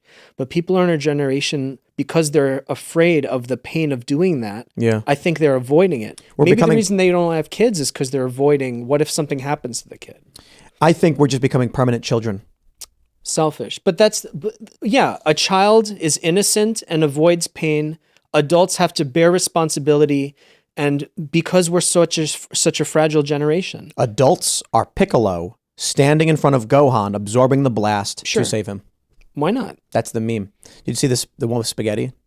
No. There's so in Dragon Ball Z, manga and anime, Piccolo is previously an enemy. You know what I'm talking about now. Previously an enemy of the main character Goku. And then in Dragon Ball Z in the beginning, the villain tries to kill Goku's son, and Piccolo stands in front of the blast, absorbing it to save the child. Raditz? I think it was Raditz. Yeah. Probably Raditz. And then I don't know if he dies from it. Does he die? He does. And then they have to go to Namek. That's what happens. So maybe it was... Yeah, they have to go to Namek to bring him back. Yeah, because the Dragon Balls aren't there. But someone took a bunch of spaghetti, and they took the doll and they put the spaghetti in front of him because it looks like an energy blast. The spaghetti, the dry noodles. But I think that summarizes the problem with our generation is we're very pain avoidant and selfish, and I would like to encourage people in our generation to take on more pain so that you can lessen the burden on other people, because we are stronger than we think, but we were raised, I think public school raised us. That's great. Yeah. Public school maybe taught us to like, to avoid our responsibilities or something like that. We are stronger than we think. And I think we need to live as if that's true. Yeah. I think one of the problems we're facing right now is the infantilization of humanity in general. Everybody wants to be a permanent child to the point where they're like, you know, sterilizing and castrating people. The Harry Potter meme for everything, it's like, that's a children's book. I like the story, but like grow up face reality, and people don't want to do it. I think if we show ourselves facing reality and succeeding, people will become almost jealous and want to have a piece of the action. So that's how we can encourage people to also grab some responsibility. Look how good we're doing. Look at this amazing empire you've built. Nobody. I don't know, man. I'm not saying they should emulate People it. don't thrive or strive. Like, I don't think people actually want to do. I'll put it this way. I think people in our generation, for whatever reason, want the rewards, but not the journey. They want to stand on top of the mountain and tell everyone they're there, but they don't want to actually have to climb the mountain. But climbing the mountain is the point. It's like taking a gondola up to the mountain. They want everyone to look at them for having been the person who completed the journey. Yeah, they want to act They want to act like being on the peak is the reason to do the journey, but it's like, no, it's all the XP you gained climbing. I think skateboarding shaped a lot of my worldview in this way. There are people who sometimes strangely lie about doing tricks. Like I did a kickflip down that stair set just so that people can recognize them. Because the reward is the bragging rights? The issue with skateboarding, though, is people's response to that is, you got the video?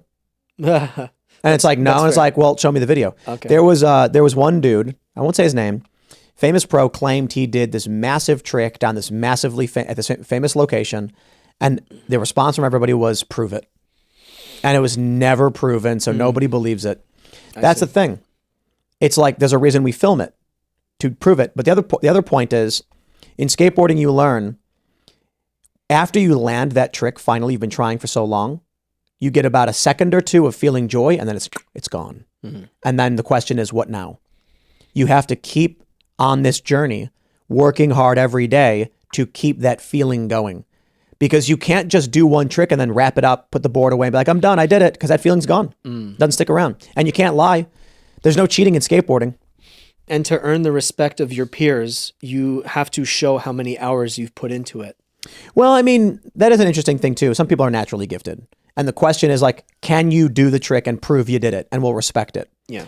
It is though, interestingly, if you go to a skate park, if you right now, like you've never skated before, I imagine, right? Just a little, like not serious, no. If you went there and you were standing in the grass trying to kickflip, nobody would say anything. If you started getting close to it, people would start clapping for you. Yeah. And then when you finally landed, everyone in the park would go, ah, and I'll cheer for you. Yeah. Because skateboarding, it's only somewhat about being the best. If someone comes in and they're really good, everyone's cheering and clapping for how good they are. But I'd say literally 100% of the times I've been at the skate park, you see, I'm 18 and there's a 50-year-old guy and he clearly is not that good. And then he finally ollies over the curb. Mm-hmm. Everyone starts clapping and cheering. And they high five him like, you did it. And what did you do? You overcame yourself. Yes. That was the accomplishment. Today, people want to just appear like they've done a thing, so they're posting on social media. They're trying to fit in. They're trying to emulate things or imitate things. The feeling of, people cheering for them. And they're getting it through likes. Yeah. So when I go to a skate park, if I overcome myself, people cheer for me. If I don't, nobody cares. I show up to a skate park. I'm skating at Wilson Skate Park in Chicago. I go full speed, ollie up, do a nose grind on this high ledge. Nobody cares. Why? Well, because I'm good at it. Because it's something I'm really good at, and it's just another day in the skate park. Yeah. But then I try to kickflip into it, and I'm screwing it up, and everyone's starting to like watching, like, come on, bro. And they'll be like, all right, you got it this time. They'll fist bump you. Then you land it, then everyone's cheering for you because it could be the best trick in the world, but you accomplished something, you overcame yourself. Nowadays, just go on social media, post a picture of your ass, and get 1,000 likes, and each of those likes is someone fist bumping you. I think that's why Superman is not an exciting superhero compared to Batman, like we were saying. Superman can just punch anybody and he wins the day. There's a limited struggle. Yeah, but look at how hard Batman has to fight just to like reach even a fraction of that. But that's what makes the struggle is what makes it exciting. It's like Rocky. Although I really love that story arc where Batman goes missing. So Superman puts on Batman's costume. Did you ever see that one? No, but that sounds fun. And then like he confronts Bane and they think it's Batman and Bane's like, Batman. And he's like, when he just stops him and they're That's like, awesome. what? Because it's Superman. Well, that's fun. Yeah. Right. The reason we admire Batman in general is I think we're attracted to the, but there is something about Superman that we the godlike power and the restraint The power fantasy, yeah. No, it's his moral values. Oh, okay. He doesn't kill. He holds back. So when they do create the Injustice storyline where Superman becomes a tyrant, Yeah. it was to explore what if. But I really do love, they screwed up the movie Batman versus Superman, in my opinion. They had a really perfect opportunity. So in this movie, which I'm sure many people have seen, Batman fears Superman's godlike powers, and then he flashes back to when Zod was destroying, I think Metropolis. Yeah. And he's like, he must be stopped. Total wasted opportunity in storytelling, and this is the problem of modern storytelling, in my opinion.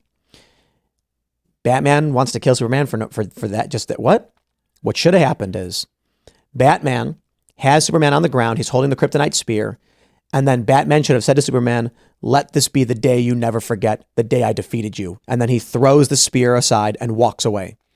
The purpose being, Batman never wanted to kill Superman. He wanted to instill the fear in Superman that he was not an undefeatable god, and that he had to recognize, that his power was defeatable, so that he would never become evil. Instead, he's just like, my mom's name is Martha, and Batman goes, your mom's name is Martha? My mom's name is Martha. Can we be friends? And that's the story. They tried. It didn't work. I think the comic had that line, didn't it? It is. That's the quote from the comic where he says, "This is the day you never forget." Yeah. And that was I think in the comic, that was the point. To show Superman he was not a god, that he could be defeated, and to have that fear within him. I also love how Batman has a contingency plan to take out all of the Justice League. So good. Because he's like, he doesn't care. And there's they did the comic arc in the movie where someone steals Batman's contingency plans, and weaponizes them against all of the Justice League. And then they find out, they're like, you had a plan to take us all down? He goes, yes. You're gods. Yeah. Like, someone must be able to stop you if you become evil. Like, there's no question. Batman's the best. He's the best superhero, it's just period. Good writing. He's the most human of all of them and the most relatable. And I love how basically the approved comic lore is, given enough time, Batman can defeat anyone. But that's a lesson that we could take home for ourselves. Given enough time, we can get strong enough to do any goal that we decide. Smart enough. Smart enough. That's the idea. Like when even a dummy like me, they did the crossover with Marvel, and Batman defeated the Hulk. So the Hulk, this like godlike ultimate power, what did Batman do? He threw nerve gas and then struck Hulk's solar plexus, causing him to inhale, and then the Hulk collapses. It's Batman, dude. He's the best. It's good. I love it. It is coming up with a way, and given enough time, he can figure it out. That's why I liked Batman. Granted, he's super rich, so he can like make whatever he wants. And but I do like Iron Man too. Inspirational. Iron Man's a dick. Well, look, anybody could say, if I work hard enough, I can make enough money, and then I can achieve X goal. I have a certain goal that, like, I really want to be an author. So I'm going to look into every way that I can become an author, and then I can achieve that goal. That's a story that is very meaningful for anybody and inspirational. Like, if I try hard enough, even someone who's dumb, like I was saying, like myself, even though I'm not smart, I can seem smart if I do X, Y, and Z, if I work hard. And then I can get there. If my goal is to get respect, I can earn respect through these ways. I mean, this is the thing. It's instant gratification, America. Everybody just wants short-term gains. 15 minutes, though. 15 minutes of fame. But I mean everything, right? They want to eat cookies and candies, get morbidly obese, and then be told they're allowed to do it. It's like, no, you have to sacrifice and struggle and have willpower. Like, it used to be easier for us. Cakes and candies were hard to come by. Refined sugars were hard to make, and we were starving in the wilderness. Now we're at the point where we are beset on both sides by ho-hos and ding-dongs. And we have to be like, it is the most delicious thing ever, and I will not eat it. Otherwise, you become morbidly obese, and it's bad for you. You need the discipline. What have we replaced it with? Now, morbidly obese people are saying, no, you should just accept me as this, and I should be allowed to be a glutton. Well, like you're going to live a short life. Yeah, there are consequences to these choices. If people choose to live that way, it's like not my business. But agreed. Yeah, I would say that it's like working out with low weights. If I have a 5-pound dumbbell, I'm never going to get huge muscles. But if I train with 20 pounds, 40 pounds, I'm going to get huge muscles. If your goal is to be strong, you want to give yourself extra training. But maybe this is the problem when we say if someone wants to live that way, let them live. Because I've been thinking that for a while. Like, dude, if you want to eat a bunch of hoes and ding dongs, do it. You'll be fat, whatever. Maybe we should stop saying that. Maybe we should stay legally you're allowed to do it, but I find it bad and think you shouldn't do it. And I'm offended by it. You know what I mean? Well, all we're looking at is ads. So like say Victoria's Secret or something is doing ads with people who are overweight. And I'm not going to act like I'm skinny or anything, but like the reason they're doing those ads is because they want to reach that demographic through marketing. We're just looking at strict marketing. They want those people's money. Yep. Because we're already making the money of skinny people. So that's what happened with the Budweiser issue is we already have those rednecks. We already have their business. So let's get this other demographic who we can't even touch, but they didn't realize there would be this backlash. Right. I think the issue is that as we all start saying stuff like, live and let live, people will then say, okay, if the easy path for me in social acceptance is to just eat whatever I want, be morbidly obese and lazy and stupid, they'll do it. And that drags all of us down. Maybe we need to stop.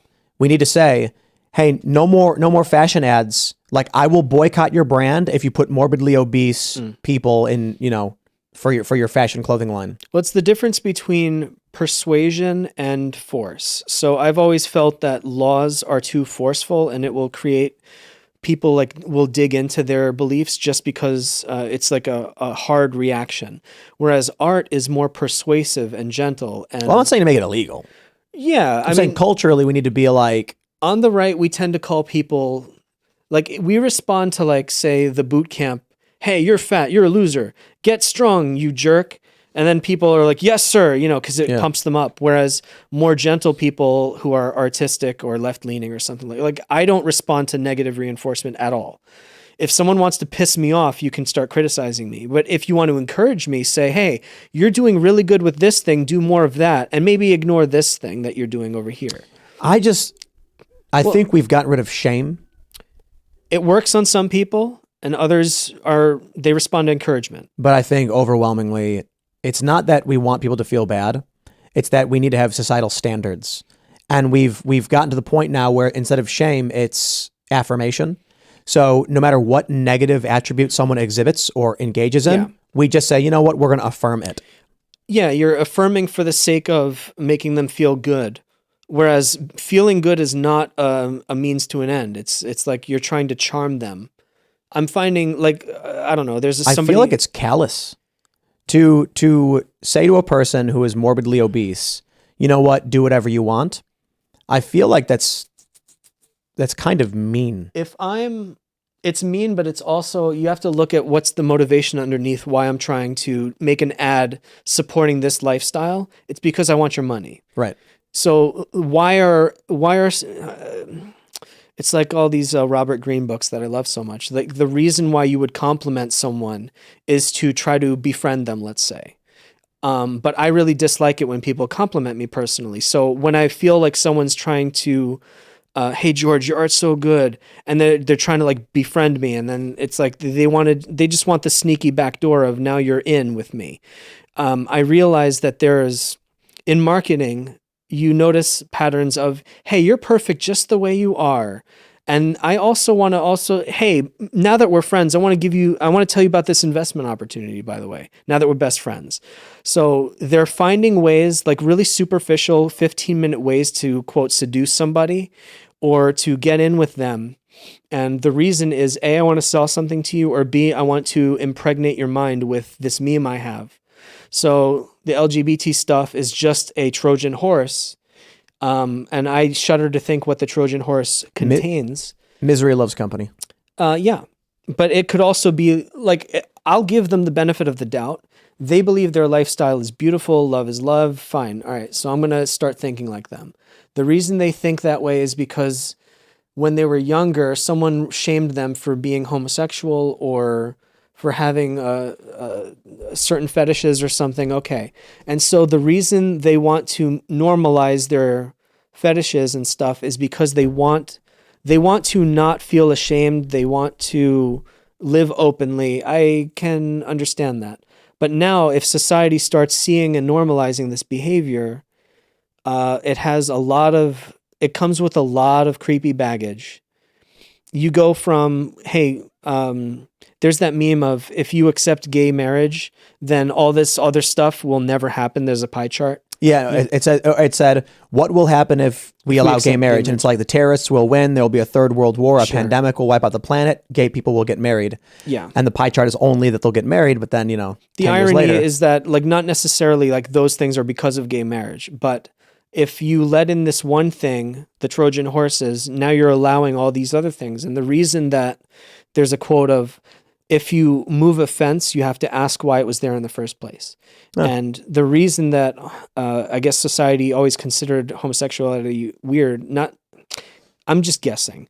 It's not that itself, if you allow homosexuality in like normal society, something like that, it's not that it's going to lead to World War III, but the attitude of we're now going to denormalize the nuclear family is now leading to potentially lower birth rates, more permissive attitudes towards things that maybe should stay in private adult places. Whereas, the Drag Queen Story Hour freaks people out for good reason. I think it's a provocation, so you have to be careful how you respond to that. well, it's a manipulation. The purpose, I think, of Drag Queen Story Hour is so that when they do overt sex performances, they can Mott and Bailey you. And so what happens now is you've got Kevin Bacon being like, hey, man, they're trying to ban drag. That's not okay. Yeah. No, they're trying to ban adult lewd performances for children. And you're using drag as the shield to claim it's about LGBTQ when it's actually about pedos. Yeah. Unfortunately, the only way that society may snap out of that is if you get instances of bad things happening, which it is happening, but you don't hear about it so often. So some people are like with trans surgeries, getting people who have regrets. When they start suing their doctors, you're going to see it coming back. Unfortunately, some kid's going to say, or some adult is like, yeah, I had a drag performance in Austin 10 years ago and, inappropriate things happened. Unfortunately, the best thing on an individual level that parents can do is just keep their kids out of the way. It's going to happen. I don't know if we can stop it. Well, because the more you legislate it away, it's just going to pull the rubber band and it's going to snap. I don't necessarily agree. It's polarizing the country. Like Dwayne Wade said that he fled Florida with his transgender daughter, his biologically male son, because of the laws there. It will stop it. But I don't think it's the solution. It's a Band-Aid. Conservatives need to produce culture to win. The message needs to go to children. Hey, here's how to be a good moral person. Take your kid to a baseball game. Teach them baseball. That's right. Well, anyway, man, Goofberry Pie. Yeah. You've got this new Indiegogo with Razorfist. You want to shout anything out as we wrap up? I would love to encourage people to check out. Links are in my Twitter bio, polkadot.etsy.com. It's POKIDOT. That's our children's stuff. It's really sweet. And then Ghost of the Badlands is funding right now on Indiegogo. And I appreciate everyone's support and goodwill. And I'm just going to keep making. I'm not making as many political comics as I used to, but I'm still drawing. So thank you for your support. Right on, man. Thanks for hanging out. Yeah. For everybody else, become a member at timcast.com to join our Discord server, where you can hang out with other people talking about episodes like this, share ideas, and even call into Timcast IRL to talk to our guests live on our uncensored members-only show. That'll do it for today. Thanks for hanging out. We'll see you all whenever. Adios.